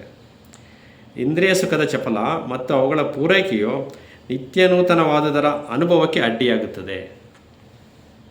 ಇಂದ್ರಿಯಾನುಭವಗಳನ್ನು ಖರೀದಿ ಮಾಡಬಹುದು, ಆದರೆ ಸೌಂದರ್ಯ ಪ್ರಿಯತೆಯೋ ಹಾಗೆ ಕೊಳ್ಳುವ ವಸ್ತುವಲ್ಲ. ಅಂದರೆ ಮನುಷ್ಯ ಆಶೆಯಿಂದ ಹೊರತಾಗಬೇಕಾಗುತ್ತೆ. ಕೇವಲ ಇಚ್ಛಾಶಕ್ತಿ ಮಾತ್ರ ಅವನ್ನ ಬೆಳೆಸೋದಕ್ಕೆ ಸಾಧ್ಯ. ಆಶೆಗಳಿಂದ ಹೊರತಾಗಿ ನಿಂತರೆ ಮಾತ್ರ ಅವನು ಬೆಳೆಯೋದಕ್ಕೆ ಸಾಧ್ಯ ಆಗುತ್ತೆ. ಮನಸ್ಸು, ಹೃದಯಗಳ ತೀವ್ರ ಶೂನ್ಯತೆಯು ನಮ್ಮ ಅರಿವಿಗೆ ಬಂದಾಗ ನಾವು ಅದಕ್ಕೆ ಕುರುಡರಾಗಿ ಯಾವುದೋ ಪ್ರಚೋದನೆಗಳ ಹಿಂದೆ ಪಲಾಯನ ಮಾಡದಿರುವಾಗ, ಸಂಪೂರ್ಣವಾಗಿ ಮನತೆರೆದು ಅತ್ಯಂತ ಸೂಕ್ಷ್ಮವಾಗಿ ಸ್ಪಂದಿಸುವಾಗ ಆಗ ಮಾತ್ರ ನಿಜವಾದ ಸೃಜನವು ಸಾಧ್ಯ. ಅಲ್ಲಿ ಮಾತ್ರವೇ ನಾವು ಸೃಜನಶೀಲ ಆನಂದವನ್ನು ಅನುಭವಿಸಬಹುದು. ಅಂತರಂಗವನ್ನು ಅರ್ಥ ಮಾಡಿಕೊಳ್ಳದೆ ಬಹಿರಂಗದ ಮೆರುಗು ಬಣ್ಣಗಳನ್ನು ಬೆಳೆಸುವ ಪ್ರಯತ್ನವು ಮಾನವನನ್ನು ವಿನಾಶಗಳ ಕಡೆಗೆ ಕರೆದೊಯ್ಯುವ ಮೌಲ್ಯಗಳ ಹುಟ್ಟಿಗೆ ಕಾರಣವಾಗುತ್ತದೆ. ಸೃಜನ ತಂತ್ರವನ್ನು ಕಲಿಯುವುದರಿಂದ ಒಂದು ಉದ್ಯೋಗ ಸಿಗಬಹುದು, ಆದರೆ ಅಷ್ಟರಿಂದಲೇ ನಾವು ಸೃಜನಶೀಲರಾಗುವುದಿಲ್ಲ. ನೋಡಿ, ಸೃಜನ ತಂತ್ರ ಮತ್ತು ಸೃಜನಶೀಲತೆ ಅನ್ನೋದು ಎರಡನ್ನೂ ಬೇರೆ ಬೇರೆ. ಸೃಜನ ತಂತ್ರ ಅಂತನ್ನೋದು ಕೇವಲ ಯಾವುದೋ ಒಂದು ಉದ್ಯೋಗವನ್ನು ಪಡ್ಕೊಳ್ಳೋದಕ್ಕೆ ಬೇಕಾಗುವಂಥ ಒಂದು ತಾತ್ಕಾಲಿಕ ಒಂದು ಸೃಜನಶೀಲತೆ ಅಷ್ಟೇ ಅದು. ಆದರೆ ಅಷ್ಟರಿಂದಲೇ ನಾವು ಸೃಜನಶೀಲರಾಗುವುದಿಲ್ಲ. ನಮ್ಮ ಹೃದಯದಲ್ಲಿ ಸಂತೋಷವಿರುವಾಗ, ಸೃಜನಶೀಲತೆಯ ಅಗ್ನಿಯು ಜ್ವಲಂತವಾಗಿರುವಾಗ ಅಭಿವ್ಯಕ್ತಿ ವಿಧಾನವು ತಾನಾಗಿಯೇ ಗೋಚರವಾಗುತ್ತದೆ. ಆಗ ಅದನ್ನು ಗಮನವಿಟ್ಟು ಅಧ್ಯಯನ ಮಾಡುವ ಅಗತ್ಯವಿಲ್ಲ. ಯಾರಿಗಾದರೂ ನಿಜವಾಗಿಯೂ ಪದ್ಯ ಬರೆಯಬೇಕು ಎನಿಸಿದ್ದರೆ ಬರೆಯುತ್ತಾರೆ ಅಷ್ಟೇ. ಅದಕ್ಕೆ ಅಗತ್ಯವಾದ ತಾಂತ್ರಿಕ ಅಂಶಗಳ ಪರಿಣಿತಿ ಇದ್ದರೆ ಒಳ್ಳೆಯದಾಯಿತು. ಆದರೆ ಕವಿತೆಯ ರಚನೆಗೆ ಅಗತ್ಯವಾದ ಮೂಲ ವಸ್ತುವೇ ಇಲ್ಲದಿರುವಾಗ ಸಂವಹನ ತಂತ್ರಗಳಿಗೆ ಅತಿ ಮಹತ್ವ ಕೊಡುವುದರಿಂದ ಏನು ಪ್ರಯೋಜನ? ಮೂಲ ವಸ್ತು ಅಂದರೆ ಸೃಜನಶೀಲತೆ. ಅದಿಲ್ಲ ಅಂತಂದರೆ ಅವ್ರು ಏನು ರಚನೆ ಮಾಡೋಕ್ಕಾಗತ್ತೆ ಅನ್ನುವಂಥದ್ದು. ಮಿಕ್ಕಿದ್ದಕ್ಕೆಲ್ಲ ಎಷ್ಟು ಮಹತ್ವ ಕೊಟ್ಟರೂ ಅದು ಏನು ಪ್ರಯೋಜನ ಆಗೋದಿಲ್ಲ. ಹೃದಯದಲ್ಲಿ ಒಲವು ತುಂಬಿರುವಾಗ ಅದನ್ನು ಸೂರೆ ಮಾಡಲು ಅಗತ್ಯವಾದ ಮಾತುಗಳನ್ನು ಯಾರು ತಾನೇ ಹುಡುಕುತ್ತಾರೆ? ಮಹಾನ್ ಲೇಖಕರು ಹಾಗೂ ಕಲಾವಿದರು ಸೃಷ್ಟಿಕರ್ತರಾಗಿರಬಹುದು, ಆದರೆ ನಮಗೆ ಆಸಕ್ತಿ ಇಲ್ಲ. ನಾವು ಕೇವಲ ಪ್ರೇಕ್ಷಕರು. ನಾವು ಲೆಕ್ಕವಿಲ್ಲದಷ್ಟು ಪುಸ್ತಕಗಳನ್ನು ಓದುತ್ತೇವೆ, ಅತ್ಯುತ್ತಮವಾದ ಸಂಗೀತವನ್ನು ಕೇಳುತ್ತೇವೆ, ಶ್ರೇಷ್ಠ ಕಲಾಕೃತಿಗಳನ್ನು ನೋಡುತ್ತೇವೆ. ಆದರೆ ನಮಗೆ ಎಂದೆಂದಿಗೂ ಭವ್ಯತೆಯ ನೇರವಾದ ಅನುಭವ ದೊರೆಯುವುದಿಲ್ಲ. ನಮ್ಮ ಅನುಭವ ಏನಿದ್ದರೂ ಒಂದು ಕವನ, ಚಿತ್ರ ಅಥವಾ ಸಂತನೊಬ್ಬನ ವ್ಯಕ್ತಿತ್ವದ ಮೂಲಕ, ಅವನು ಬರೆದಿರೋದನ್ನು, ಅವನು ಸೃಜನಶೀಲತೆಯಿಂದ ಮಾಡಿರೋದನ್ನು ನೋಡೋದ್ರ ಮೂಲಕ. ನಾವು ನಿಜವಾಗಿಯೂ ಮೂಲಕ ಮಹಾಶಯರು ತುಟಿಗಳಿಂದ ಹಾಡು ಹೊರಹೊಮ್ಮಬೇಕಾದರೆ ಹೃದಯದಲ್ಲಿ ಹಾಡಿನ ಸೆಲೆ ಇರಬೇಕು. ಆದರೆ ನಾವು ಹಾಡನ್ನು ಕಳೆದುಕೊಂಡು ಹಾಡುಗಾರನ ಬೆನ್ನು ಹತ್ತಿದ್ದೇವೆ. ಮಧ್ಯವರ್ತಿಯೊಬ್ಬನು ಇಲ್ಲವಾದರೆ ನಮಗೆ ಕಳೆದು ಹೋದ ಅನುಭವ. ಆದರೆ ಏನನ್ನಾದರೂ ಕಳೆದುಕೊಳ್ಳುವ ಮೊದಲು ನಾವು ಕಳೆದು ಹೋಗಬೇಕು. ಇದು ಹೊರತು ಅನ್ಯ ಮಾರ್ಗವಿಲ್ಲ. ಅಂದರೆ ನಮ್ಮೊಳಗಿರೋ ಆಸಕ್ತಿ ಯಾವ ರೀತಿಯಲ್ಲಿ ಇರಬೇಕು ಅಂತ ಅನ್ನೋದನ್ನು ಇಲ್ಲಿ ಹೇಳ್ತಾ ಇದ್ದಾರೆ. ಇಲ್ಲಿ ಈ ಕಂಡುಕೊಳ್ಳುವಿಕೆಯೇ ಎಲ್ಲ ಸೃಜನಶೀಲತೆಯ ಮೊದಲ ಹೆಜ್ಜೆ. ಸೃಜನಶೀಲತೆ ಇಲ್ಲದೆ ಮಾನವನಿಗೆ ಸುಖ ಶಾಂತಿಗಳು ಸಿಗುವುದಿಲ್ಲ. ಅವನು ಏನು ಮಾಡಿದರೂ ಅಷ್ಟೇ. ಅಂದರೆ ಏನಿದ್ರೂ ಅವನು ವರ್ತಮಾನದಲ್ಲಿ ಎಚ್ಚರವಾಗಿದ್ದು ಎಲ್ಲವನ್ನು ಅನುಭವಿಸುವಾಗಬೇಕು. ಅದರಿಂದ ಏನಾದರೂ ಒಂದು ಸ್ವಲ್ಪ ಅವನು ಕೇಳೋದನ್ನು ಕೂಡ ಗಳಿಸ್ಕೊಳ್ಳೋದಕ್ಕೆ ಸಾಧ್ಯ ಆಗುತ್ತೆ ಅನ್ನೋಂಥದ್ದು. ಯಾವುದಾದರೂ ಒಂದು ತಂತ್ರವನ್ನು, ವಿಧಾನವನ್ನು ಅಥವಾ ಶೈಲಿಯನ್ನು ಸರಿಯಾಗಿ ಕಲಿತರೆ ಸಂತೋಷವಾಗಿ, ಸೃಜನಶೀಲವಾಗಿ ಜೀವನ ನಡೆಸಬಹುದೆಂದು ನಾವು ತಿಳಿಯುತ್ತೇವೆ. ಆದರೆ ಸೃಜನಶೀಲ ಸಂತೋಷವು ದೊರೆಯುವುದು ಆಂತರಿಕ ಶ್ರೀಮಂತಿಕೆ ಇರುವಾಗ ಮಾತ್ರ. ಅಂದರೆ ಕೇವಲ ಸೃಜನಶೀಲತೆಯಿಂದ ಇರೋ ಪ್ರಯತ್ನ ಮಾಡಿದ್ರೆ ನಮಗೆಲ್ಲ ಸಿಗುತ್ತೆ ಅಂತ ಅನ್ಕೋತೀವಿ. ಆದರೆ ಅದಕ್ಕಿಂತ ಮುಖ್ಯವಾಗಿ ನಮ್ಮಲ್ಲಿ ಆಂತರಿಕ ಶ್ರೀಮಂತಿಕೆ ಅನ್ನೋದು ಇರಬೇಕು. ಸಂಘರ್ಷಗಳು ಇರಬಾರ್ದು. ಯಾವುದೇ ವ್ಯವಸ್ಥೆಯ ನೆರವಿನಿಂದ ಅದನ್ನು ಪಡೆಯಲು ಸಾಧ್ಯವಿಲ್ಲ. ಸೆಲ್ಫ್ ಇಂಪ್ರೂವ್ಮೆಂಟ್ ಎನ್ನುವುದು ನಾನು ನನ್ನದುಗಳ ಸೀಮೆಯನ್ನು ಸುರಕ್ಷಿತವಾಗಿ ಇಟ್ಟುಕೊಳ್ಳುವ ಇನ್ನೊಂದು ಮಾರ್ಗ. ಅದು ಸೃಜನಶೀಲತೆಯೂ ಅಲ್ಲ, ಸೌಂದರ್ಯ ಪ್ರಿಯತೆಯೂ ಅಲ್ಲ. ಅದೇ ಇಲ್ಲಿ ಸೆಲ್ಫ್ ಇಂಪ್ರೂವ್ಮೆಂಟ್, ನಮ್ಮನ್ನು ನಾವು ಇಂಪ್ರೂವ್ ಮಾಡ್ಕೊಳ್ಳೋ ಪ್ರಯತ್ನ ಮಾಡುವಂಥದ್ದು ಅನ್ನುವಂಥದ್ದು, ಅದು ಸೃಜನಶೀಲತೆಯ ಮಾರ್ಗ ಅಲ್ಲ. ಯಾಕೆಂದರೆ ಅದಕ್ಕೇನೋ ಒಂದು ಮತ್ತೆ ಒಂದು ವ್ಯವಸ್ಥಿತ ಒಂದು ಮಾದರಿ ಅಂತ ಇರುತ್ತೆ, ಆ ಮಾದರಿನಲ್ಲಿ ನಾವು ಹೋಗೋ ಅವಶ್ಯಕತೆಯೇ ಇಲ್ಲ. ಸೃಜನಶೀಲತೆ ಅಂತ ಅನ್ನೋದು ಕೇವಲ ಜಾಗೃತ ಸ್ಥಿತಿಯಿಂದ ಬರುವಂಥದ್ದು. ಮನಸ್ಸಿನ ಚಲನವಲನಗಳ ಮತ್ತು ಹಾಗೂ ಅದು ತನ್ನ ಸುತ್ತಲೂ ನಿರ್ಮಿಸಿಕೊಂಡಿರುವ ತಡೆಗೋಡೆಗಳ ನಿರಂತರವಾದ ತಿಳುವಳಿಕೆ ಇರುವಾಗ ಮಾತ್ರ ಸೃಜನಶೀಲತೆ ಒಡಗೂಡುತ್ತದೆ. ಸೃಷ್ಟಿಸಲು ಅಗತ್ಯವಾದ ಸ್ವಾತಂತ್ರ್ಯವು ಸ್ವಜ್ಞಾನದಿಂದ ಬರುತ್ತದೆ. ಇಂಥ ಸ್ವಜ್ಞಾನವು ಹುಟ್ಟಿನೊಂದಿಗೆ ಬರುವ ಕೊಡುಗೆಯಲ್ಲ. ಇದು ನಮ್ಮ ಪ್ರಯತ್ನದಿಂದ ನಾವು ಗಳಿಸ್ಕೊಳ್ಬೇಕಾಗಿರುವಂಥದ್ದು, ಮತ್ತು ವರ್ತಮಾನದಿಂದ ಜಾಗೃತ ಸ್ಥಿತಿಯಿಂದ ಗಳಿಸ್ಕೊಳ್ಬೇಕಾಗಿರುವಂಥದ್ದು. ಮನುಷ್ಯನು ಯಾವುದೇ ಕಲಾತ್ಮಕ ಪ್ರತಿಭೆ ಇಲ್ಲದೆಯೂ ಸೃಜನಶೀಲನಾಗಿರಬಹುದು. ಅದೇ ಸೃಜನಶೀಲನಾಗಿರೋದಕ್ಕೆ ಕಲೆಯ ಸಹಾಯದಿಂದ ಮಾತ್ರ ಇರಬೇಕು ಅಂತ ಇಲ್ಲ. ಕಲೆ ಅಂತ ಅನ್ನೋದು ಅದೊಂದು ಅವನಿಗೊಂದು ಟೂಲ್ ಅಷ್ಟೇ. ಅದು ಅದರಿಂದ ಅದನ್ನು ಮೂಲವಾಗಿಟ್ಕೊಂಡು ಬೆಳಿಬೋದು. ಇಲ್ಲಾಂದರೆ ನಿಜವಾದ ಸೃಜನಶೀಲತೆಯಿಂದಲೂ ಅವನು ಜಾಗೃತ ಸ್ಥಿತಿಯಿಂದ ಎಲ್ಲವನ್ನು ಗಳಿಸ್ಕೊಳ್ಳೋದಕ್ಕೆ ಸಾಧ್ಯ ಆಗುತ್ತೆ. ಸೃಜನಶೀಲತೆಯ ಸ್ವಂತದ ಸಂಘರ್ಷಗಳು ಹಾಗೂ ದುಃಖಗಳು ಇಲ್ಲವಾಗಿರುವ ಸ್ಥಿತಿ, ಮನಸ್ಸು ಕಾಮನೆಗಳ ಒತ್ತಾಯ ಹಾಗೂ ಅವುಗಳ ಹಿಂದಿನ ಹುಚ್ಚು ಕುದುರೆ ಓಟಗಳಲ್ಲಿ ಸಿಕ್ಕಿಕೊಳ್ಳದೆ ಇರುವ ಸ್ಥಿತಿ ಅದು. ಸೃಜನಶೀಲವಾಗಿರುವುದೆಂದರೆ ಕೇವಲ ಕವಿತೆಗಳನ್ನು, ವಿಗ್ರಹಗಳನ್ನು, ಅಂತೆಯೇ ಮಕ್ಕಳನ್ನು ಸೃಷ್ಟಿಸುವ ಕೆಲಸವಲ್ಲ. ಅದು ಸತ್ಯವು ಆವಿರ್ಭಾವವಾಗಬಲ್ಲ ಸ್ಥಿತಿಯನ್ನು ತಲುಪಿ ಅಲ್ಲಿ ಕಟ್ಟೆಚ್ಚರದಿಂದ ಕಾಯುವ ಕೆಲಸ. ಆಲೋಚನೆಗಳು ಸಂಪೂರ್ಣವಾಗಿ ಸ್ಥಗಿತವಾಗಿರುವುದಲ್ಲಿ ಮಾತ್ರವೇ ಸತ್ಯದ ಆಗಮನವಾಗುತ್ತದೆ. ಮನಸ್ಸಿನಲ್ಲಿ ಆಲೋಚನೆಗಳೇ ಹೊರತಾಗಬೇಕು. ಆಲೋಚನೆಯಲ್ಲಿದ್ದರೆ ಮತ್ತೆ ಭೂತ ಭವಿಷ್ಯದಲ್ಲಿ ಇರ್ತೀವಿ ನಾವು ಅನ್ನುವಂಥದ್ದು. ವರ್ತಮಾನದಲ್ಲಿ ಇರಬೇಕು. ಆಲೋಚನೆಗಳು ಸ್ಥಗಿತವಾಗಬೇಕು ಅಂತಂದರೆ, ಸ್ಥಗಿತವಾದಾಗ ನಾವು ವರ್ತಮಾನಕ್ಕೆ ಬಂದು ಇರ್ತೀವಿ ಅಂತ. ಸೊ ಆಲೋಚನೆಗಳು ಸಂಪೂರ್ಣವಾಗಿ ಸ್ಥಗಿತವಾಗಿರುವಲ್ಲಿ ಮಾತ್ರವೇ ಸತ್ಯದ ಆಗಮನವಾಗುತ್ತದೆ. ಸತ್ಯದ ಆಗಮನ ಅಂತಂದರೆ ಇನ್ನೇನಿಲ್ಲ, ಸೃಜನಶೀಲತೆಯಿಂದ ಸತ್ಯದ ಆಗಮನ. ಸೃಜನಶೀಲತೆ ಅನ್ನೋದು ಏನು ಅಂದರೆ ನೀವು ಏನಿದೆಯೋ ಅದನ್ನು ಕಂಡುಕೊಳ್ಳುವಂಥದ್ದು, ಅದೇ ಸತ್ಯ. ಆ ಸತ್ಯದ ಆಗಮನವಾಗುತ್ತೆ. ಸ್ವಂತವು ಕರಗಿ ಹೋದಾಗ ಆಲೋಚನೆಗಳ ನಿಲುಗಡೆಯಾಗುತ್ತದೆ. ಸ್ವಂತವು ಕರಗಿ ಹೋದಾಗ ಅಂದರೆ ನಮ್ಮಲ್ಲಿ ಯಾವುದೇ ಒಂದು ಸ್ವಾರ್ಥ ಭಾವನೆಗಳು, ಈಗ ಆ ಸ್ವಾರ್ಥ ಭಾವನೆಗಳು ಉಂಟಾಗದೆ ಭೂತ ಭವಿಷ್ಯಗಳ ಯೋಚನೆಗಳಿಂದ. ಅದು ಯಾವಾಗ ನಮ್ಮಲ್ಲಿ ಕರಗಿ ಹೋಗುತ್ತೋ, ಅದ್ರ ಬಗ್ಗೆ ನಾವು ಯಾವಾಗ ಯೋಚನೆ ಮಾಡೋದಿಲ್ವೋ ಆವಾಗ ಆಲೋಚನೆಗಳೇ ನಿಲುಗಡೆಯಾಗುತ್ತದೆ. ಆವಾಗ ಅದು ನಮ್ಮನ್ನು ವರ್ತಮಾನ ನಿಲ್ಲಿಸೋದಕ್ಕೆ ಸಹಾಯ ಮಾಡುತ್ತದೆ. ಆಗ ಮನಸ್ಸು ನೋಡಿ, ಸ್ವಂತವು ಕರಗಿ ಹೋದಾಗ ಆಲೋಚನೆಗಳೇ ನಿಲುಗಡೆಯಾಗುತ್ತದೆ. ಆಗ ಮನಸ್ಸು ಏನನ್ನೂ ಸೃಷ್ಟಿಸುವುದಿಲ್ಲ. ಸೃಷ್ಟಿಸಬೇಕಾಗಿರೋದು ಮನಸ್ಸಲ್ಲ. ಅದಕ್ಕೆ ಹೇಳ್ತಾ ಇದೆ, ಆಗ ಮನಸ್ಸು ಏನನ್ನೂ ಸೃಷ್ಟಿಸುವುದಿಲ್ಲ ಎಂದರೆ ಅದು ತನ್ನದೇ ಆದ ಚಲನವಲನಗಳಲ್ಲಿ ಮಗ್ನವಾಗಿರುವುದಿಲ್ಲ. ಹೀಗೆ ಮನಸ್ಸು ಯಾವ ಒತ್ತಾಯವಾಗಲಿ ತರಬೇತಿಯಾಗಲಿ ಇಲ್ಲದೆ ತನ್ನಿಷ್ಟಕ್ಕೆ ತಾನೇ ನಿಶ್ಚಲವಾಗಿರುವಾಗ, ಸ್ವಂತದ ನಿಷ್ಕ್ರಿಯತೆಯೇ ಅದರ ನಿಶ್ಚಲತೆಗೆ ಕಾರಣವಾಗಿರುವಾಗ ಅಲ್ಲಿ ಸೃಷ್ಟಿಯು ಸಾಧ್ಯವಾಗುತ್ತದೆ. ಸೃಜನಶೀಲತೆ ಅನ್ನೋದು ಅಲ್ಲಿ ಒಳಗೂಡುತ್ತದೆ. ನಾವು ಧ್ಯಾನದ ಅವಸ್ಥೆಗೆ ಕೂತ್ಕೊಂತೀವಿ, ಮೊದಲೆಲ್ಲ ಏನೇನೋ ವ್ಯವಸ್ಥೆಗಳಿರ್ತವೆ. ಧ್ಯಾನದ ಅವಸ್ಥೆಗೆ ಕೂತ್ಕೊಂಡಾಗ ಪೂರ್ತಿ ನಲಿಫೈ ಆಗುತ್ತೆ, 0 ಪಾಯಿಂಟಿಗೆ ಬರಬೇಕು. ಆವಾಗ ಇದು ನಮಗೆ ಕರೆಕ್ಟ್ ವೇಟ್ ಆಗ್ತದೆ. ಇದನ್ನು ನಿಧಾನವಾಗಿ ಚೆನ್ನಾಗಿ ಅರ್ಥ ಮಾಡಿಕೊಂಡು ಅರ್ಥ ಆಗುತ್ತೆ. ಆದರೆ ಇದನ್ನು ನಾವು ಪ್ರಾಕ್ಟಿಕಲ್ ಆಗಿ ತರೋದು ಸ್ವಲ್ಪ ಟೇಕ್ಸ್ ಟೈಮ್ ಅಷ್ಟೇ. ಹೌದು. ಕೊನೆಯ ಪ್ಯಾರಾಗ್ರಾಫು ಮುಗಿಸ್ತಾ ಇದ್ದೀನಿ. ಸೌಂದರ್ಯ ಪ್ರಿಯತೆಯ ಹಾಡಾಗಿ, ಮುಗುಳ್ನಗೆಯಾಗಿ ಅಥವಾ ಮೌನವಾಗಿ ಅಭಿವ್ಯಕ್ತವಾಗುವುದು. ಸೌಂದರ್ಯ ಪ್ರಿಯತೆಯು ಹಾಡಾಗಿ, ಮುಗುಳ್ನಗೆಯಾಗಿ ಅಥವಾ ಮೌನವಾಗಿ ಅಭಿವ್ಯಕ್ತವಾಗಬಹುದು. ಆದರೆ ನಮ್ಮಲ್ಲಿ ಬಹುಪಾಲು ಜನರಿಗೆ ಮೌನವಾಗಿರುವ ಹಂಬಲವು ತುಸುವೂ ಇಲ್ಲ. ಮೌನವಾಗಿದ್ದರೆ ತಾನೇ, ಅದು ಇಲ್ಲವೇ ಇಲ್ಲ, ಹಂಬಲನೇ ಇಲ್ಲ. ಇನ್ನು ಎಲ್ಲಿ ಸೃಜನಶೀಲತೆ ಎಲ್ಲಿ ಬರುತ್ತೆ? ನಮಗೆ ಹಾರುವ ಪಕ್ಷಿಗಳನ್ನು, ಚಲಿಸುವ ಮೋಡಗಳನ್ನು ಗಮನಿಸುವ ವ್ಯವಧಾನವೇ ಇಲ್ಲ. ಏಕೆಂದರೆ ನಾವು ನಮ್ಮದೇ ಆದ ಸುಖ ಸಂತೋಷಗಳ ಹುಡುಕಾಟದಲ್ಲಿ ಅತಿಮಗ್ನರು.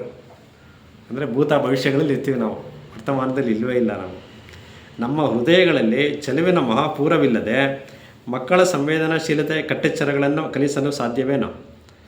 ಮಕ್ಕಳಿಗೆ ಸಂವೇದನಾಶೀಲತೆ ಕಲಿಸ್ಬೇಕು ಅಂದರೆ ನಮ್ಮೊಳಗಡೆ ಒಂದು ಆ ಸಂವೇದನೆಯನ್ನು ಟಚ್ ಮಾಡುವಂಥ ಒಂದು ಇರಬೇಕಲ್ಲ, ಒಂದು ಆಂತರಿಕ ಶೂನ್ಯತೆ ಆವರಿಸಿರುತ್ತೆ ನಮ್ಮಲ್ಲಿ ಇದೆಲ್ಲದರಿಂದ. ನಾವು ಕುರೂಪವನ್ನು ದೂರವಿರಿಸಿ ಕೇವಲ ಸೌಂದರ್ಯವನ್ನು ಗ್ರಹಿಸಲು ಪ್ರಯತ್ನಿಸುತ್ತೇವೆ. ಆದರೆ ಕುರೂಪದ ಬಗೆಗಿನ ನಿರ್ಲಕ್ಷ್ಯವೆಂದರೆ ಸಂವೇದನಾರಾಹಿತ್ಯವೇ ಆಗಿದೆ. ಅಂದರೆ ಕುರೂಪವನ್ನು ದೂರ ಇರಿಸೋದು, ಚೆನ್ನಾಗಿರೋದನ್ನು ಹತ್ತಿರ ಇಟ್ಕೊಳ್ಳೋದು ಅದಲ್ಲ, ಎಲ್ಲವನ್ನು ಒಂದೇ ರೀತಿಯಲ್ಲಿ ನೋಡೋ ಹಾಗಾಗಬೇಕು. ಅದೇ ನಿಜವಾದ ಸೌಂದರ್ಯ ಅನ್ನುವಂಥದ್ದು. ನಮ್ಮ ಎಳೆಯರಲ್ಲಿ ಸಂವೇದನಾಶೀಲತೆಯನ್ನು ಬೆಳೆಸುವುದಾದರೆ ಸ್ವತಃ ನಾವು ಸೌಂದರ್ಯಕ್ಕೆ ಅಂತೆಯೇ ಕುರೂಪಕ್ಕೆ ಸ್ಪಂದಿಸಬೇಕು. ಮಕ್ಕಳಲ್ಲಿ ಚೆಲುವಿನ ಬಗೆಗಿನ ಪರಿಜ್ಞಾನವನ್ನು ಮೂಡಿಸುವ ಪ್ರತಿಯೊಂದು ಅವಕಾಶವನ್ನು ನಾವು ಬಳಸಿಕೊಳ್ಳಬೇಕು.